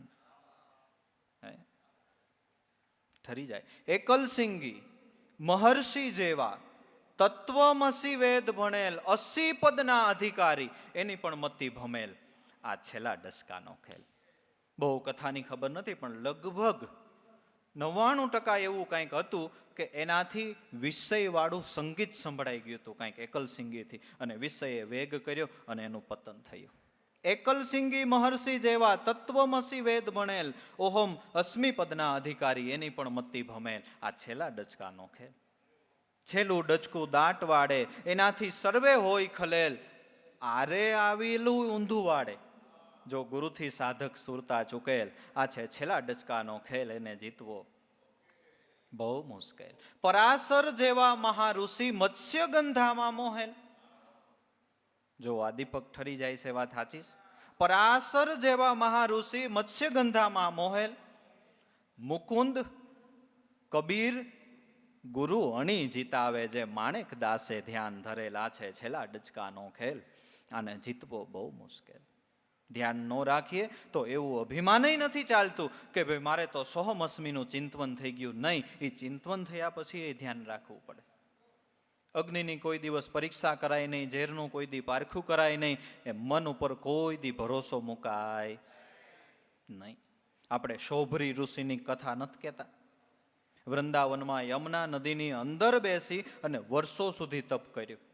એમાં એક વખત સમાધિમાંથી જાગૃત થયા અને નદીની અંદર એક મત્સ્ય, મોટો મચ્છ પોતાની પત્ની સાથે સંસારનું સુખ ભોગવતો હતો. એ જોયું, આંખથી જોયું. મેં અગાઉ વાત કરી ને, કા આંખ ને કા કાન. આંખથી જોયું અને એક પછી એક દેવતાઓએ કમાડ ખોલ્યા અને વિષય પ્રાપ્ત કરવાની તીવ્ર જિજ્ઞાસા પ્રગટ થઈ. એટલે સીધા એ વખતે અયોધ્યાના રાજા માંધાતા પાસે ગયા. માંધાતાને 50 કન્યાઓ હતી. એટલે માંધાતાને કીધું કે તારી કન્યાઓને મારી સાથે લગ્ન કરી દે. હવે રાજા મુંજાણા ઋષિના તપને જાણતા હતા, જો આને ના પાડું અને ભ્રકુટી હલે તો આપણું હતું નહોતું થઈ જાય, અને હા પાડું તો દીકરીઓનો દોષ લાગે. કારણ કે ઋષિ વૃદ્ધ છે, મારી 50 કન્યાઓ તો હજી યુવાન છે. કરવું શું? રાજા જેમાં બળ બુદ્ધિ તેજ સમાન હોય, એટલે વચલો રસ્તો કાઢ્યો. મહારાજ, મારી 50 કન્યાઓના અલગ અલગ મહેલો છે, એમાં રહે છે, અને અમારામાં સ્વયંવરની પ્રથા છે. કન્યા જે વરનું સ્વયંવરણ કરે એની સાથે અમે એમના લગ્ન કરી આપીએ. એટલે દરેક મહેલની અંદર જાઓ, જે કન્યા તમને પસંદ કરે એની સાથે હું તમારું લગ્ન કરી દઉં. આ તો ઋષિ હતા. તપનું બળ એવું હતું, પોતે શરીરે કરીને યુવાન બન્યા. અને ઇતિહાસ એવું કહે છે કે માંધાતાની 50 કન્યાઓએ ઋષિનું વરણ કર્યું, કારણ કે યુવાન શરીર ધારણ કર્યું. મોટો ગ્રસ્તાશ્રમ મંડાણો, એક એક પત્નીથી 10 પુત્રો થયા. અને સમયાંતરે પછી, આ તો નથી કહેતા શરૂઆતમાં હોય, પછી તો હળદર ઘટે, ચટણી ઘટે, ધીમે ધીમે ઓલું લાવો ને પછી ધીમે ધીમે બધું મંદ પડતું જાય.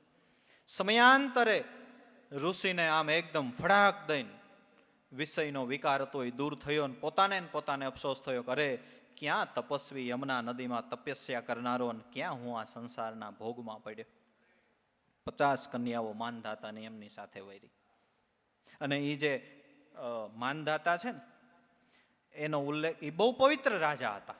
એનો ઉલ્લેખ આપણે પેલું જીવણ બાપાનો પ્રસંગ કહીએ, મેં પણ દાસી તોરી દાસી, એમાં જીવણ બાપા એક પ્રસંગ ટાંક્યો કે સવન માંધાતા જેવા સતવાદી, જેણે તન દીધાતા ટાંચી, આમાં જોર કર્યા એ કદી નથી જીત્યા, વાલો આદિ નામના પ્યાસી. વીર પરાક્રમી ઈશ્વાકુ કુળના સૂર્યવંશના અયોધ્યાના મહારાજા હતા માંધાતા. અને કંઈક ઇન્દ્રનો અમૃત ભર્યો અંગૂઠો ચૂસ્યો ત્યારથી એનું નામ માંધાતા પડ્યું. પોતાને અમરીશ અને મુચકુંદ જેવા તો પરાક્રમી પુત્રો હતા. આપણે ભાઈ હમણાં ભજન ગાયું ને, અમરીશ રાજા અતિ મને વાલા, દુર્વાસાએ મનભંગ કીધા, અમે અમારા અભયપદ છોડીને અવતાર 10 લીધા. પરાક્રમી પુત્રો હતા, 50 પોતાને કન્યાઓ હતી.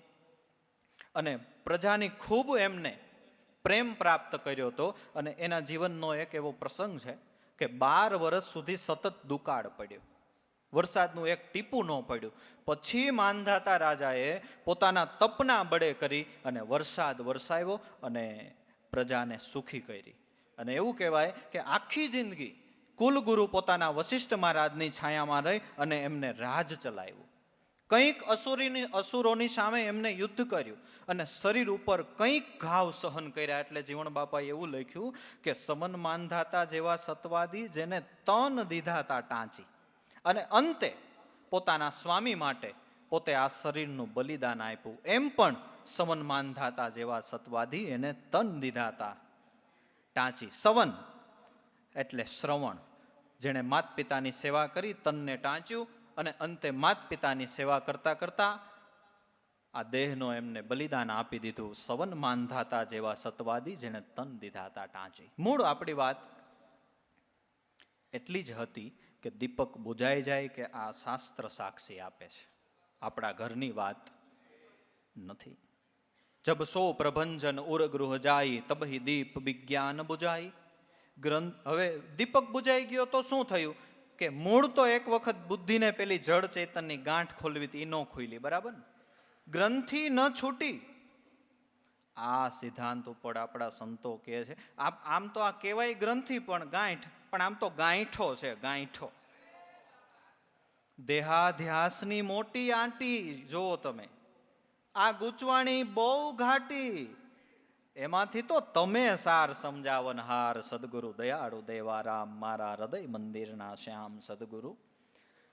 પછી રવિ સાહેબનો તમે અનુભવ જોવો, એમને પણ આ ઉલ્લેખ કર્યો છે કે ભાઈ ગુરુ કૃપા બિના આ ન છૂટે ગ્રંથિ. માયા મહાવિકાર, જે આપણે માયાનો વિકાર આગળ બતાવ્યો, માયા મહાવિકાર. રામકૃષ્ણએ ગુરુ સેવા રવિ, તુંય સદગુરુને ધાર. ગ્રંથિ ન છૂટી.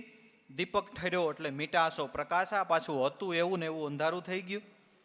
તબહી દીપ ગ્રંથિ ન છૂટી મીટાશો પ્રકાશા. બુદ્ધિ બિકલ ભય વિષય બતાશા. અને બુદ્ધિ જે છે એ બિકલ ભય એટલે વ્યાકુળ થઈ ગઈ. સ્વાભાવિક છે, તમે કલ્પના કરો કે એક ઘર હોય, એની અંદર રાત્રિનો સમય હોય, એક જ સ્ત્રી રહેતી હોય, ભગવાનનું મંદિર હોય, મંદિરની અંદર દીપક પ્રગટાવેલો હોય, રાત્રે વાવાઝોડું આવે, બારી બંધ હોય ત્યાં સુધી વાંધો નહીં, કોઈક બારી ખોલ નાખે તો વાવાઝોડું અંદર ઘૂસે, એટલો બધો વેગવાળું વાયુ અંદર ઘૂસે એટલે અંદરની વસ્તુ બધી અસ્તવ્યસ્ત થઈ જાય, દીવો ઠરી જાય, તો જે સ્ત્રી હોય એ વ્યાકુળ ન થઈ જાય? સેમ બુદ્ધિ સ્ત્રી છે એ વિષયના વાયુથી વ્યાકુળ થઈ ગઈ, કારણ કે દીપક ઠરી ગયો, અંધારું થઈ ગયું.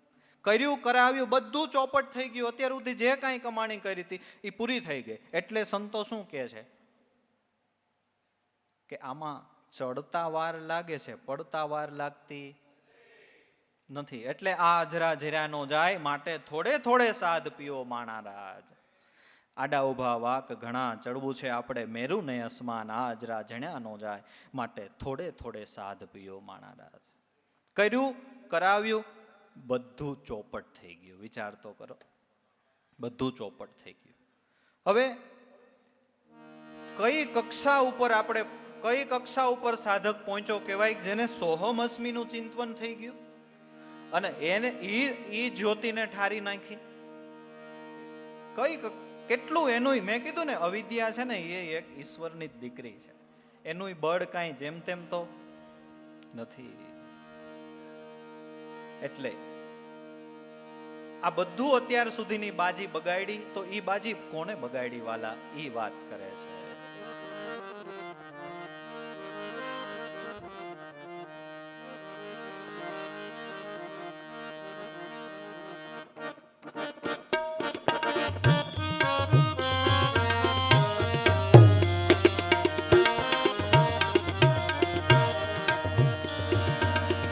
ઇન્દ્રિય સૂરન જ્ઞાન સોહાઈ,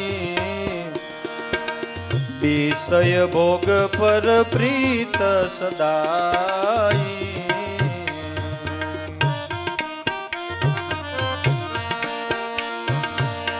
ઇન્દ્રિય સૂરન જ્ઞાન સોહાઈ, વિષય ભોગ પર પ્રીત સદાઈ.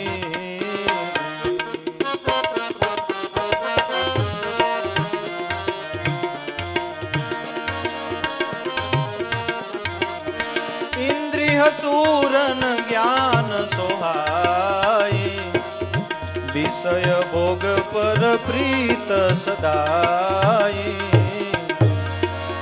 વિષય સમીર બુદ્ધિ કૃત ભોરી, તેહી વિધિ દીપ કો બાર બહોરી. ઇન્દ્રિય સૂરન જ્ઞાન સોહાઈ, વિષય ભોગ પર પ્રીત સદાઈ.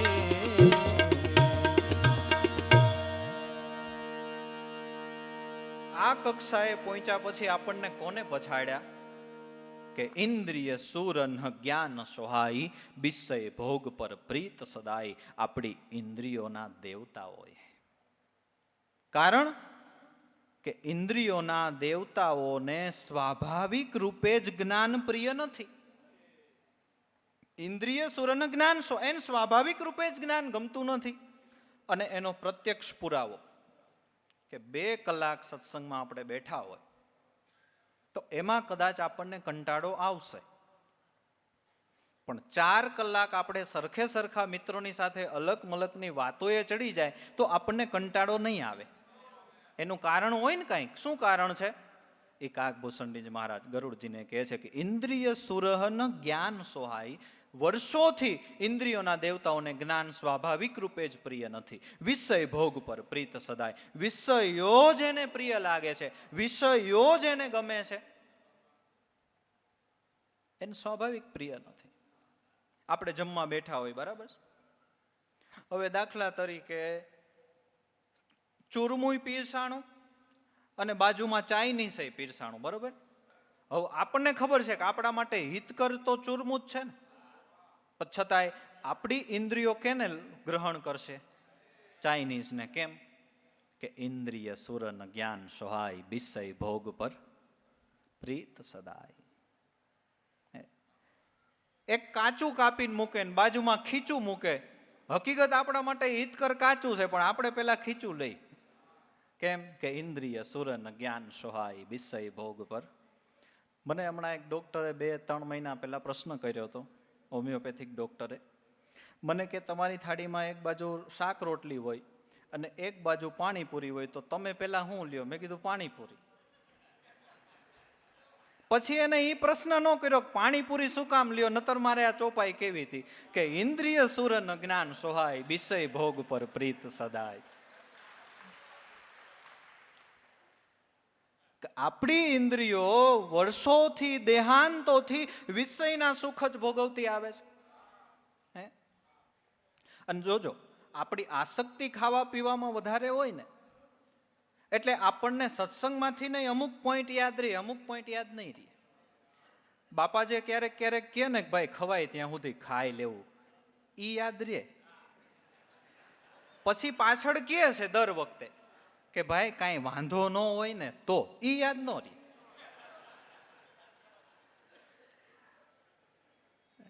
અમાર પિયુષ કુમાર ઘણી વખત કહે કે મને આગળનું યાદ રહે કે હંમેશા ખા, હંમેશા પી.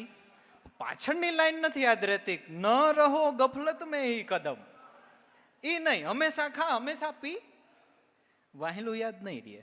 એનું આ કારણ છે કે ઇન્દ્રિય સુરન જ્ઞાન સોહાય, વિષય ભોગ પર પ્રીત સદાય. ખૂબીની વાત બીજી તમે ઈ જુઓ કે આપણા ઇન્દ્રિયો એ દેહાંતોથી વિષય સુખ ભોગવતી આવે. ભલે આપણે આગળના જન્મમાં માણા ન હોય તો 84માં ક્યાં કહીશું, એમાંય આપણે સંસારના સુખ તો ભોગવા જઈશે, તો એને સંતોષ નથી થતો, તો એને સંતોષ નથી થતો. ખાલી કેટલી વખત ઇન્દ્રિયો ક્ષીણ થાય કે દાખલા તરીકે આપણને દૂધપાક બહુ જ ભાવે છે, બરાબર? તો દૂધપાક આપણે પીવાનું ચાલુ કર્યું, પેટ ભરીને પીધો. હવે દૂધપાક જ્યાં સુધી પચે નહીં ને એટલી વખત આપણી સ્વાદેન્દ્રિય ક્ષીણ થાય. આપણે એમ થાય હવે આપણે દૂધપાક ક્યારે, આજ ખાઈ લીધો, હવે નથી ખાવો. ખાઈ લીધો ને એટલે એવું થઈ જાય, થોડી વાર માટે ઇન્દ્રિયો ક્ષીણ થાય.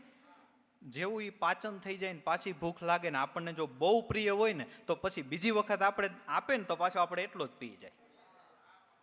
દેહાંતોથી આપણા ઇન્દ્રિયો વિષયોને ભોગવે છે, છતાં એને સુખ નથી મળતો. નતર અમુક સાધના પદ્ધતિઓમાં અમુક લોકો એવું કહે છે કે ભજન કરતા પહેલા ઇન્દ્રિયોના દેવતાઓને જે જોઈએ ને પેલા આપી દેવાય, એટલે એ ક્ષીણ થઈ જાય ને પછી ભજન કરાય. પણ હવે ક્ષીણ થાય છે એ વાત સાચી છે, પણ થોડીક વાર થાય છે, પછી પાછો એનો વેગ 3-4 ગણો વધે છે. એનું શું કરવું? એનું શું કરવું? નતર અમુક સાધના પદ્ધતિઓમાં એવું બતાવે કે પહેલા તમે મનને છૂટું મૂકી દો, એને જે જોઈએ છે આપી દો, પછી ઇન્દ્રિયોના દેવતાઓ એ સુખ ભોગવશે એટલે ક્ષીણ થશે, અને પછી તમે ભજન કરવા માંડો ને એટલે સીધો તાર જોડાઈ જાય. પણ એ લગભગ શક્ય એ ન બને, કારણ કે એ થોડીક વાર માટે ક્ષીણ થાય, પાછો હતો એના કરતા વેગ વધે. ફાટક બંધ થાય ને પાછું ખુલે ને તો હોય એના કરતા ટ્રાફિક થાય, કારણ કે ઓલો આમ ભરાવે ને ઓલો અહીંથી આમ ભરાવે, ઉલટાનું ચોકઅપ થઈ જાય.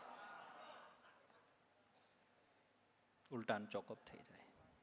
ઇન્દ્રિય સુરન જ્ઞાન સોહાઈ, વિષય ભોગ પર પ્રીત સદાઈ. વિષય સમીર બુદ્ધિકૃત ભોરી. વિષયોની એવી તીવ્ર હવા છે જેણે બુદ્ધિને ભોરી એટલે બહાવરી, બહાવરી એટલે કબુદ્ધિ બનાવી દીધી. પ્રજ્ઞા બનેલી બુદ્ધિ એ કબુદ્ધિ બની જાય કે હા? આપણે નથી કહેતા, આ શાસ્ત્ર કહે છે. આ રામાયણમાં લખાયેલી રજિસ્ટર વાત છે. વિષય સમીર બુદ્ધિકૃત ભોરી, તેહી બીધી દીપકો બાર બહોરી. બુદ્ધિ ગમે ત્યારે કબુદ્ધિ બની જાય એટલે આપણા સંતો સાદી ભાષામાં આ જ સિદ્ધાંત સમજાવે છે કે ભાઈઓ, સત્સંગ કાયમ કરજો. કુસંગ છે ને બેડીની ફૂકલે એટલી વાર નહીં કરતા. ગમે એ કક્ષાએ પહોંચ્યા પછી કુસંગ લાગી જાય છે, લાગી જાય છે. અને એક વખત આ દીપક ઠરી ગયો પછી પાછો કઈ પ્રગટે એ શું ખબર, એ શું ખબર. હવે એ વાત કરે છે કે એક વખત દીપક પ્રગટ્યો, પછી પાછો દીપક ઠર્યો, તો પછી એ સાધકની ગતિ કેવી? કે એવું કાંઈ ખરું કે જેને દીપક પ્રગટી ગયો પછી પાછો ઠરી ગયો તો એના માટે કાંઈ સવલત આપવામાં આવે કે નહીં? ઉલટાની ડબલ ચોરાશી. કારણ કે જાણતો તો અને કર્યું કાયદાની કલમને જે જાણે અને ભૂલ કરે એને ડબલ ચોરાશી. એની ગતિ કેવી થાય કે સામાન્ય માણસની જે ગતિ થાય ને એ જ એની ગતિ થાય. ભલે ને એક વખત પ્રગટી ગયો એવો સ્પષ્ટ ઉલ્લેખ કરે છે.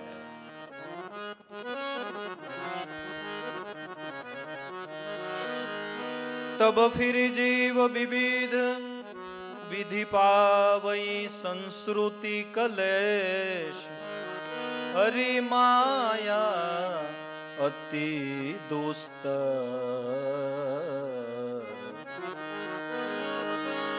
હરિ માયા અતિ દુસ્તર.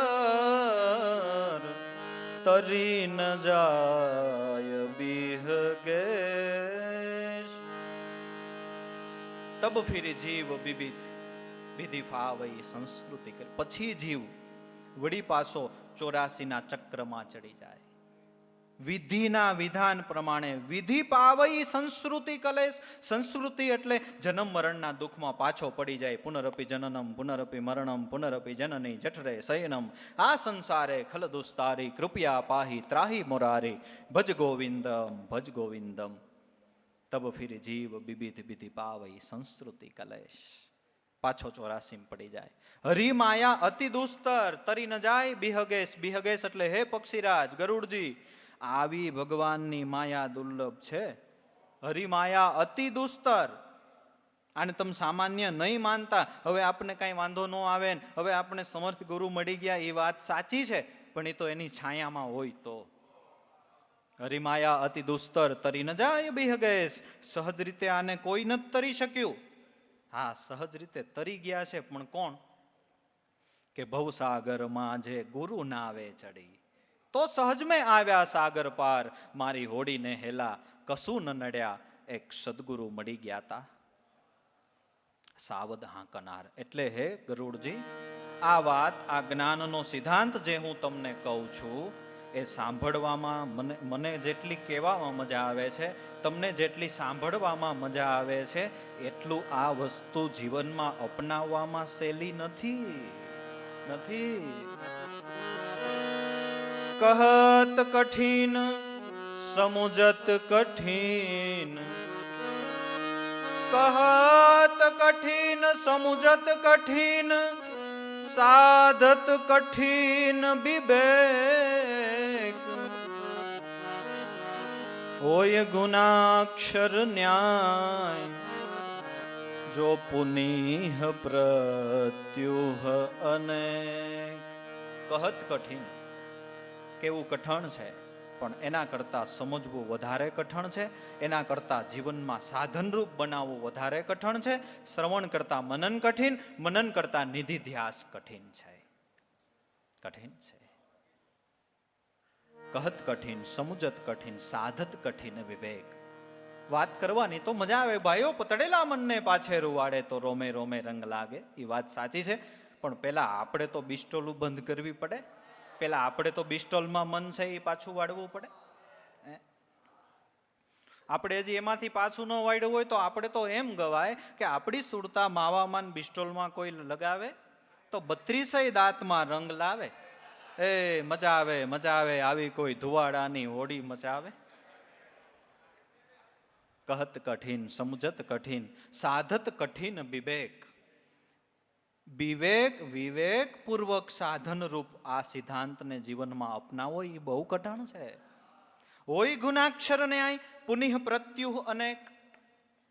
ગુણાક્ષર ગુજરાતીમાં શબ્દ છે ગુણાક્ષર. ખેતીના બહુ કામ કર્યા હશે અને ખબર હશે ઘણ નામનો એવો 1 થી 1.5 ઇંચનો કીડો આવે છે. ક્યાંક એને ઘણ કહે છે, ક્યાંક ઘૂણો કહે છે, અલગ અલગ પરંગણા વાય છે. એ લાકડાને કાપે.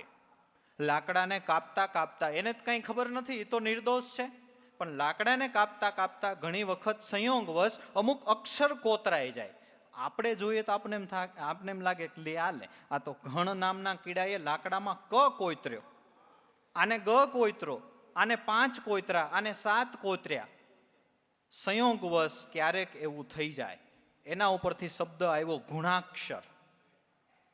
સદગુરુની કૃપાથી એમ કહેવા માંગે છે કે ગુરુની કૃપાથી ઓછા પુરુષાર્થથી સંયોગવશ ક્યારેક આ જ્ઞાન પ્રાપ્ત થઈ જાય. એની અનુકંપા તો આખો વિષય અલગ છે ને. સદગુરુ કૃપા કરે તો દૂધ મટીને થઈ જાય સીધું ગ્રત, મેળવણ મંથન બધું મટી જાય ગુરુ કૃપાથી તરત. કદાચ જ્ઞાન પ્રાપ્ત થઈ જાય ઓછી મહેનતે. ગુણાક્ષર એટલે સંયોગવશ પરમાત્માની કૃપાથી. પણ પછી પુનિહ પ્રત્યુ અનેક. પછી એ જ્ઞાનને બચાવી રાખવા માટે પુનિહ પ્રત્યુ અનેક પ્રકારના પાછા વિઘ્નો છે. તમને ખ્યાલ હોય તો રશ્મિન દાદા ઘણી વખત સત્સંગમાં કહે છે કે દાદા એવું કહેતા કે આ કમાઈ કરવી મને અઘરી નથી લાગતી, આ જ્ઞાનને પ્રાપ્ત કરવું મને અઘરું નથી લાગતું, પણ આ જ્ઞાનને બચાવી રાખવું ને એ બહુ અઘરું છે. અને એ સિદ્ધાંત ઉપર ઉગારામ દાદાના ગુણ દાદાશ્રીએ ગાયા કે મારો નાથ કેવો કે બળ હતું છતાંય નિર્બળ થઈ વર્તતા, વાણી વર્તનમાં જેના મનની સરળતા. ત્યાર પછી એ અનેક વિઘ્નો જ્ઞાન પ્રાપ્ત થયા પછી એને જાળવી રાખવું. દાખલા તરીકે સંપત્તિ પ્રાપ્ત થઈ ગઈ, બરાબર, પછી અનેક વિઘ્નો ને એને એ પ્રમાણે સેટલમેન્ટ કરવું પડે, નતર કોઈક ચોરી જાય. બસ એવું જ આમાં થાય. જ્ઞાન પ્રાપ્ત થઈ જાય ને સંતોના આશીર્વાદથી સંયોગવશ, જેમ ગુણાએ અક્ષર કોતરી નાખ્યો એને ખબર નહોતી ને કોતરાઈ ગયો, એમ સંતોના અનુગ્રહથી જ્ઞાન પ્રાપ્ત થયા પછી એને બચાવી રાખવું, એને જાળવી રાખવું, પછી આધીનતા રાખવી, પછી નાનપ રાખવી, એ બહુ અઘરો વિષય. મોટા મોટા કરી માને મોટા વધારે માન, રાજ્ય વિભીક્ષણ પામ્યો જેને ઓળખ્યા શ્રી ભગવાન. આ રીતે હે ગરુડજી મહારાજ, આ જ્ઞાનનો જે પંથ, આ જ્ઞાનનો જે માર્ગ છે એ તલવારની 2 ધાર જેવો છે. 2 ધાર, આ બાજુથી પકડો તોય ચરકા ભરકા થાય અને આ બાજુથી પકડો ને તોય ચરકા ભરકા થાય. જ્ઞાન પંથ કૃપાન કે ધારા, પરત ખગેશ હોય નહીં બારા.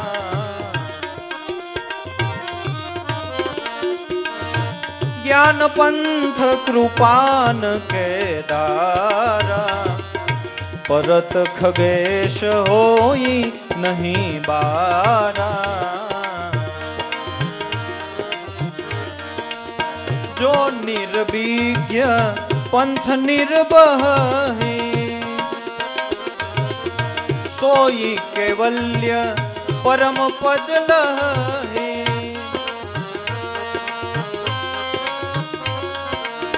જ્ઞાન પંથ કૃપાન કે ધારા, પરત ખગેશ ઓઈ નહીં બારા.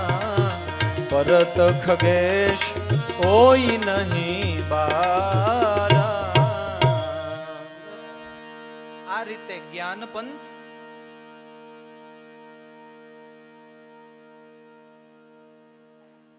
કૃપાન કે ધારા. કૃપાણ એટલે 2 ધારી તલવાર જેવો છે.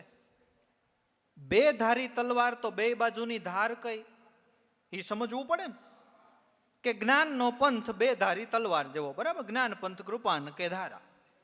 તો બે ધાર કઈ? કે એક બાજુ અહંકારની ધાર અને એક બાજુ પ્રલોભનની ધાર. કાં જ્ઞાનનું અહંકાર આવે, કાં જ્ઞાનની પછવાડે કોઈ પણ પ્રકારનું પ્રલોભન આવે. જ્ઞાન પંથ કૃપાન કે ધારા, પરત ખગેશ હોય નહીં બારા. ખગેશ ગરુડજી, એમાંથી પડતા વાર લાગે એવું નથી. એ ધાર ઉપર હાલવા જેવી બાબત છે. પરત ખગેશ હોય નહીં બારા, જો નિર્વિજ્ઞ પંથ નિર્બહી, જો સંતોના અનુગ્રહથી, એની અનુકંપાથી નિર્વિઘ્નપણે, નિર્વિજ્ઞ પંથ, આ આધ્યાત્મિક પંથને કોઈ નભાવી જાય, પાર પડી જાય, સો કેવલ્ય પરમપદ લહી, ત્યારે એને કેવલ્ય મુક્તિ પરમપદ ત્યારે પ્રાપ્ત થાય છે. આટલી સાધના છે, આટલો મંજિલ તરફ જવા માટેનો આટલો રસ્તો છે. હા, જો નિર્વિજ્ઞ પંથ નિર્બહી, સો કેવલ્ય પરમપદ લહી. આપણે કોઈ પણ કાર્યનો આરંભ કરીએ એટલે અગાઉથી જ આપણા ઈષ્ટદેવને પ્રાર્થના કરતા હોય કે હે પ્રભુ, અમે આ કાર્યનો આરંભ કરીએ છીએ, આ અમારું કાર્ય નિર્વિઘ્ને પાર પડી જાય એવી કરુણા કરો. અને પહેલો જ શ્લોક કોઈ પણ વિધિ હોય, ગોરદાદા શરૂઆત કરે, વક્રતુંડ મહાકાય સૂર્યકોટિ સમપ્રભ નિર્વિઘ્નમ કુરુ મે દેવ સર્વ કાર્યેષુ સર્વદા. હે ગુણોના પતિ ગણપતિ મહારાજ, અમે આ કાર્યનો આરંભ કર્યો છે, અમારી ઉપર એવી અનુકંપા રાખો કે નિર્વિઘ્નપણે અમારું આ કાર્ય સફળ થાય. એ જ વસ્તુ આધ્યાત્મિક માર્ગની અંદર પણ છે. આપણે આધ્યાત્મિક માર્ગે પંથ કાપવાની શરૂઆત કરીએ એટલે ગુરુએ પહેલા જ કીધું કે તમે પ્રથમ ગુરુ ગણપતિનું આવાહન કરો અને કયો કે હે નાથ, અમે આધ્યાત્મિક માર્ગે પંથ કાપવાની શરૂઆત કરીએ છીએ, એમાં જે જે વિઘ્નો આવે, તમે વિઘ્નહર્તા દેવ છો, એ વિઘ્નને તમે દૂર કરજો, જેથી કરીને માયાના આવરણમાં, રિદ્ધિ સિદ્ધિઓના આવરણમાં અને દેવતાઓ એટલે વિષયોના આવરણમાં અમે ફસાય નહીં અને અમે મંજિલ સુધી એટલે સ્વરૂપ દર્શન સુધી વયા જાય. એટલે પ્રથમ માત્રાની અંદર આ વિધિ બતાવ્યો છે. જો નિર્વિજ્ઞ પંથ નિર્બહી, અને આપણે નિર્વિઘ્નપણે પસાર થઈ ગયા, એ ક્યારે ખબર પડે? ક્યારે ખબર પડે? કે મોતી એરણે મુકાય, માથે પડે ઘણના ઘા, એમાં જે ફૂટે એ ફટકિયા કહેવાય ને, ખરા હોય ને એની ખરે ખબરું થાય. અંતકાળે ખબર પડે કે આપણે નિર્વિઘ્નપણે પસાર થઈ ગયા કે આમાં ક્યાંય અટવાઈ ગયા. એ અંતકાળે ખબર પડે. આપણે ખેડૂતે આખું વર્ષ દરમિયાન કેટલી મહેનત કરી, ક્યારે ખબર પડે? ખડે ખબર પડે કેવડો ઢગલો થયો, એમ અંતકાળે ખબર પડે. એક સાધુ મહારાજ હતા, બહુ પુરાણી મૂર્તિ, ભજનાનંદી મહાપુરુષ, દાઢી સફેદ, અને રોજ એને એક ગોવાળ છે એ દૂધ પાવા આવે. એટલે ગોવાળ રોજ મહારાજને પૂછે કે મહારાજ, તમારી દાઢી સફેદ કે મારું દૂધ સફેદ? એટલે મહારાજ એમ કે હું તને જવાબ આપીશ, પણ સમય આવે આપીશ. એમ કરતા કરતા કરતા 2-4 વર્ષ વીત્યા. મહારાજનું શરીર ક્ષીણ થયું. મહારાજને ખ્યાલ આવી ગયો, હવે આ શરીર રૂપી કોથળો લાંબો ટાઈમ ચાલે એમ નથી. એટલે વર્ષો પછી મહારાજને એમ થયું કે હવે આ શરીર પડી જવાની તૈયારી છે. ત્યારે મહારાજે ઓલા ગોવાળને કીધું કે તે મને પ્રશ્ન પૂછ્યો હતો ને ભાઈ 2-4 વર્ષ પહેલા, કે મહારાજ તમારી દાઢી સફેદ કે દૂધ સફેદ? હવે હું તને જવાબ આપી શકું કે મારા સદગુરુની દયાથી મારી દાઢી સફેદ. કે મહારાજ આટલો જવાબ આપવામાં આટલી બધી વાર કેમ લગાડી? કે જો ભાઈ, મન છે એ ગમે ત્યારે લટકે ભટકે. એવું ન હોય કે આ 70 વર્ષે ન લટકે ભટકે એમ. એવું નહીં કે આ 75 વર્ષે ન લટકે ભટકે. એ ગમે ત્યારે લટકે ભટકે. પણ હવે મારો અંતકાળ આવી ગયો. અત્યાર સુધીમાં મારા સદગુરુની કૃપાથી મારા નાથે જે મને ચદરિયા ઓઢાડી હતી એમાં મેં ડાઘ નથી પડવા દીધો. ચદરિયા જીની રે જીની, રામ રસ ભર પીની ચદરિયા. કહે કબીર સુનો સાધુ, જ્યું કી ત્યું ધર દીની ચદરિયા જીની રે જીની. હવે આ ચાદરી અત્યાર સુધી મેં ડાઘ નથી પડવા દીધો, હવે આ ચાદરીને હું મારા નાથના ચરણમાં અર્પણ કરવાનો છું. એટલે આ અમુક જવાબ છેલ્લે ખબર પડે કે નિર્વિઘ્નપણે આપણો પંથ પસાર થયો કે નથી થયો. એમ અદ્વૈતે ખબર નહીં પડે, કારણ કે આમાં ગમે ત્યારે ગમે એ વસ્તુ થાય. તમે જુઓ, મીરાબાઈને માતાએ નિખાલસપણે પ્રશ્ન કર્યો કે બેટા, તારા માટે 2 દરવાજા ખુલ્લા, ગ્રસ્તાશ્રમમાં રહીને ભક્તિ કરવી હોય તોય છૂટ, અને પિતાને ઘરે રહીને ભક્તિ કરવી હોય તો છૂટ. બોલ, તારે શું કરવું છે? આ જ મનોમંથનની અંદર મીરાબાઈ જવાબ નહોતા આપી શક્યા કે આ મન છે ક્યારે લટકે ભટકે, તોય પાછી ઉપાધિ, અને ગ્રસ્તાશ્રમ કરું અને ન્યા જાવ તો એના રીત રિવાજોને અપનાવવા પડે, અને કદાચ ન્યા મને ભક્તિ કરવામાં બંધ કરે તોય અઘરું.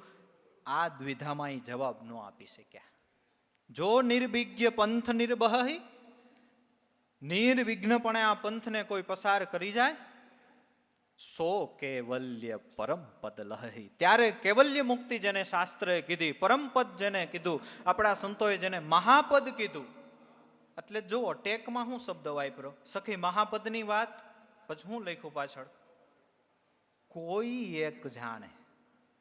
એમ નો કીધું સખી મહાપદની વાત ઘણાય જાણે, કારણ કે આ નિર્વિઘ્નપણે પંથ પસાર કરવો અઘરો છે. મહાપદની વાત કોઈ એક જાણે, એટલે આ દુર્લભ છે. એટલે આ કેવલ્ય પદ, આ મુક્તિ દુર્લભ છે. અતિ દુર્લભ કેવલ્ય પરમ પદ, વેદ પુરાણ નિગમ આગમ બદ. અતિ દુર્લભ કેવલ્ય પરમ પદ, વેદ પુરાણ નિગમ આગમ બદ. રામ ભજત સોઈ મુકુતિ ગોસાઈ, અનઈચ્છિત આવઈ બરી આઈ.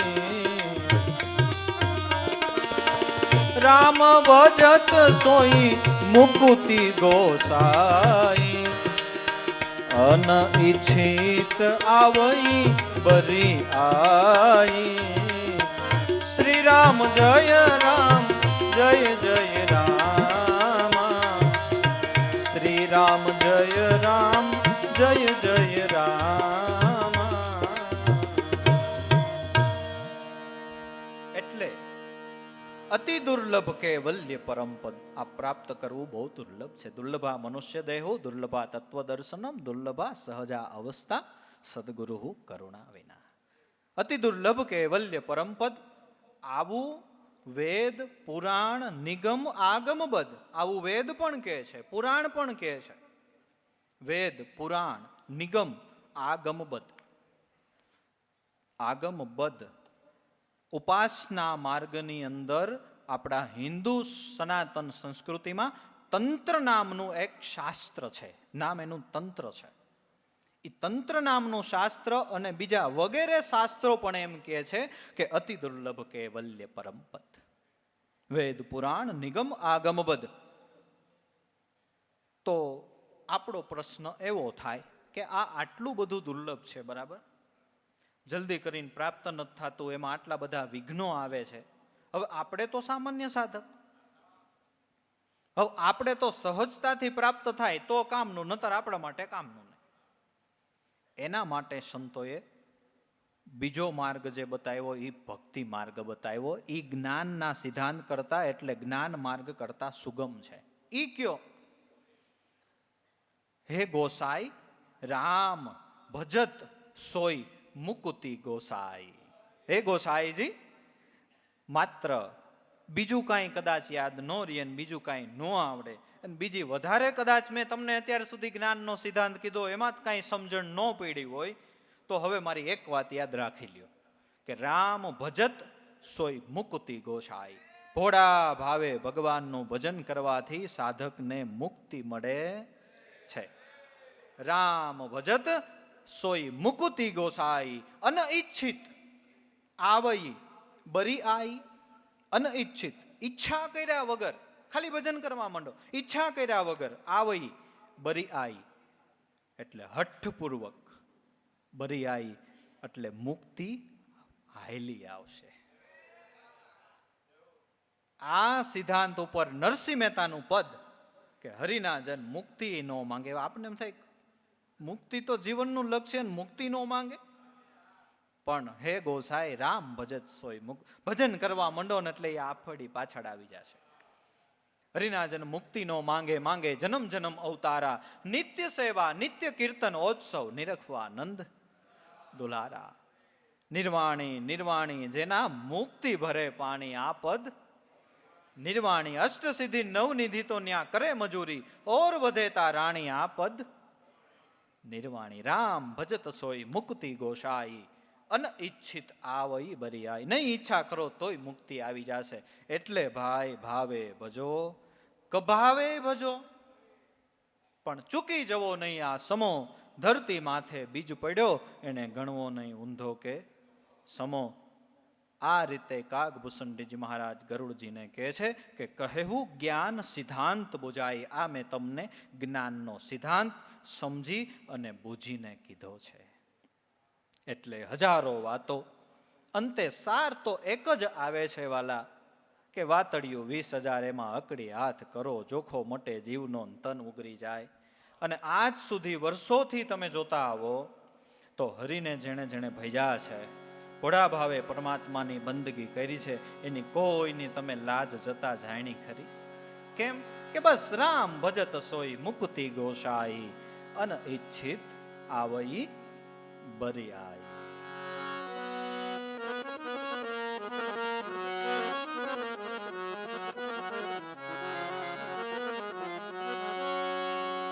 એ જીવાલા હરીને ભજતા હજુ કોઈની લાજ જતા નથી જાણી રે.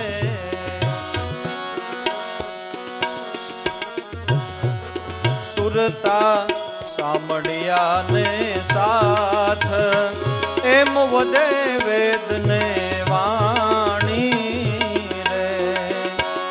એમ વધે વેદને વાણી રે.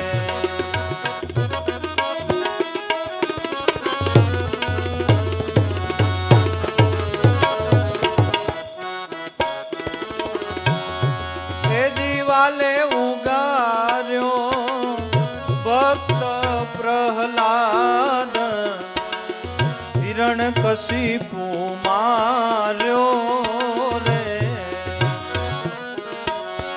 એ જીવાલે ઉગાર્યો ભક્ત પ્રહલાદ, હિરણ્ય કશિપુ માર્યો રે.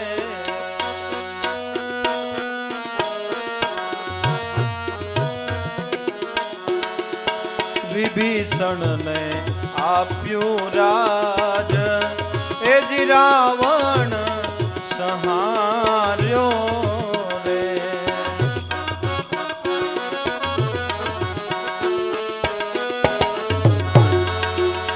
વિભીષણને આપ્યું રાજ, એ જી રાવણ સંહાર્યો રે. એ જીવાલા હરીને ભજતા હજુ કોઈની લાજ જતા નથી જાણી રે. સુરતા સાંભળ્યાને સાથ એમ વધે વેદને વાણી રે.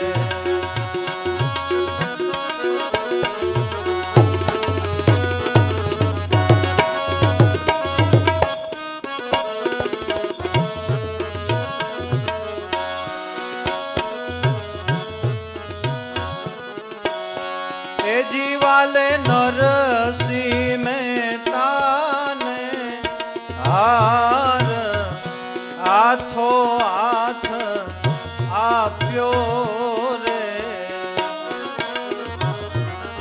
એ જીવાલે નરસિંહ મહેતા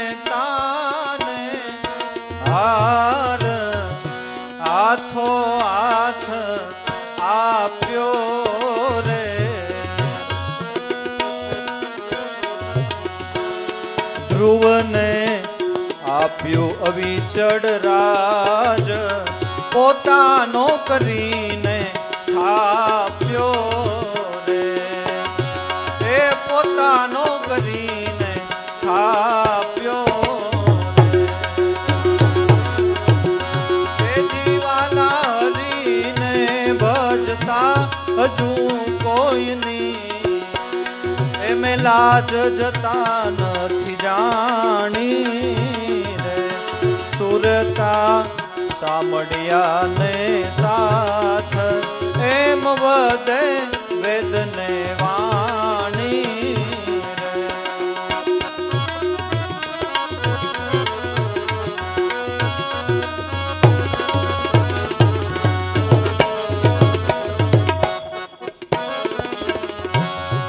એ જીવાલે મીરા બાઈના ઝેર હડાહડ પીધા રે, એ હડાહડ પીધા રે.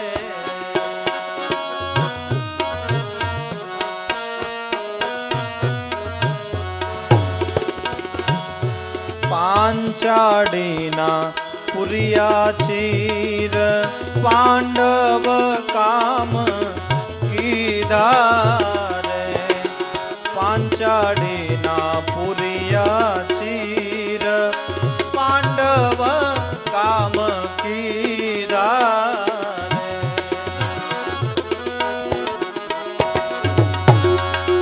એ જીવાલા હરીને ભજતા જો કોઈની અરે લાજ જતા નથી જાણી. સુરતા સામડિયાને સાથ એમ વધે વેદને વાણી રે.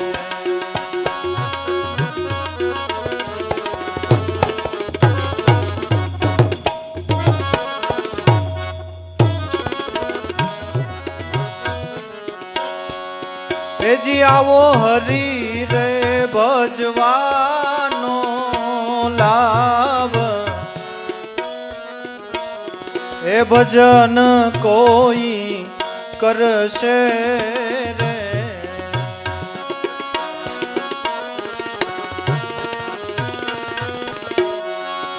એજી આવો હરી રે ભજવાનો લાભ, ભજન કોઈ કરશે રે.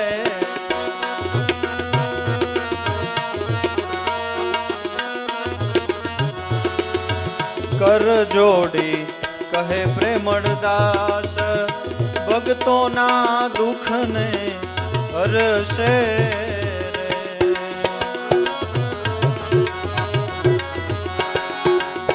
કર જોડી કહે પ્રેમળદાસ, ભક્તોના દુખડા હરશે રે.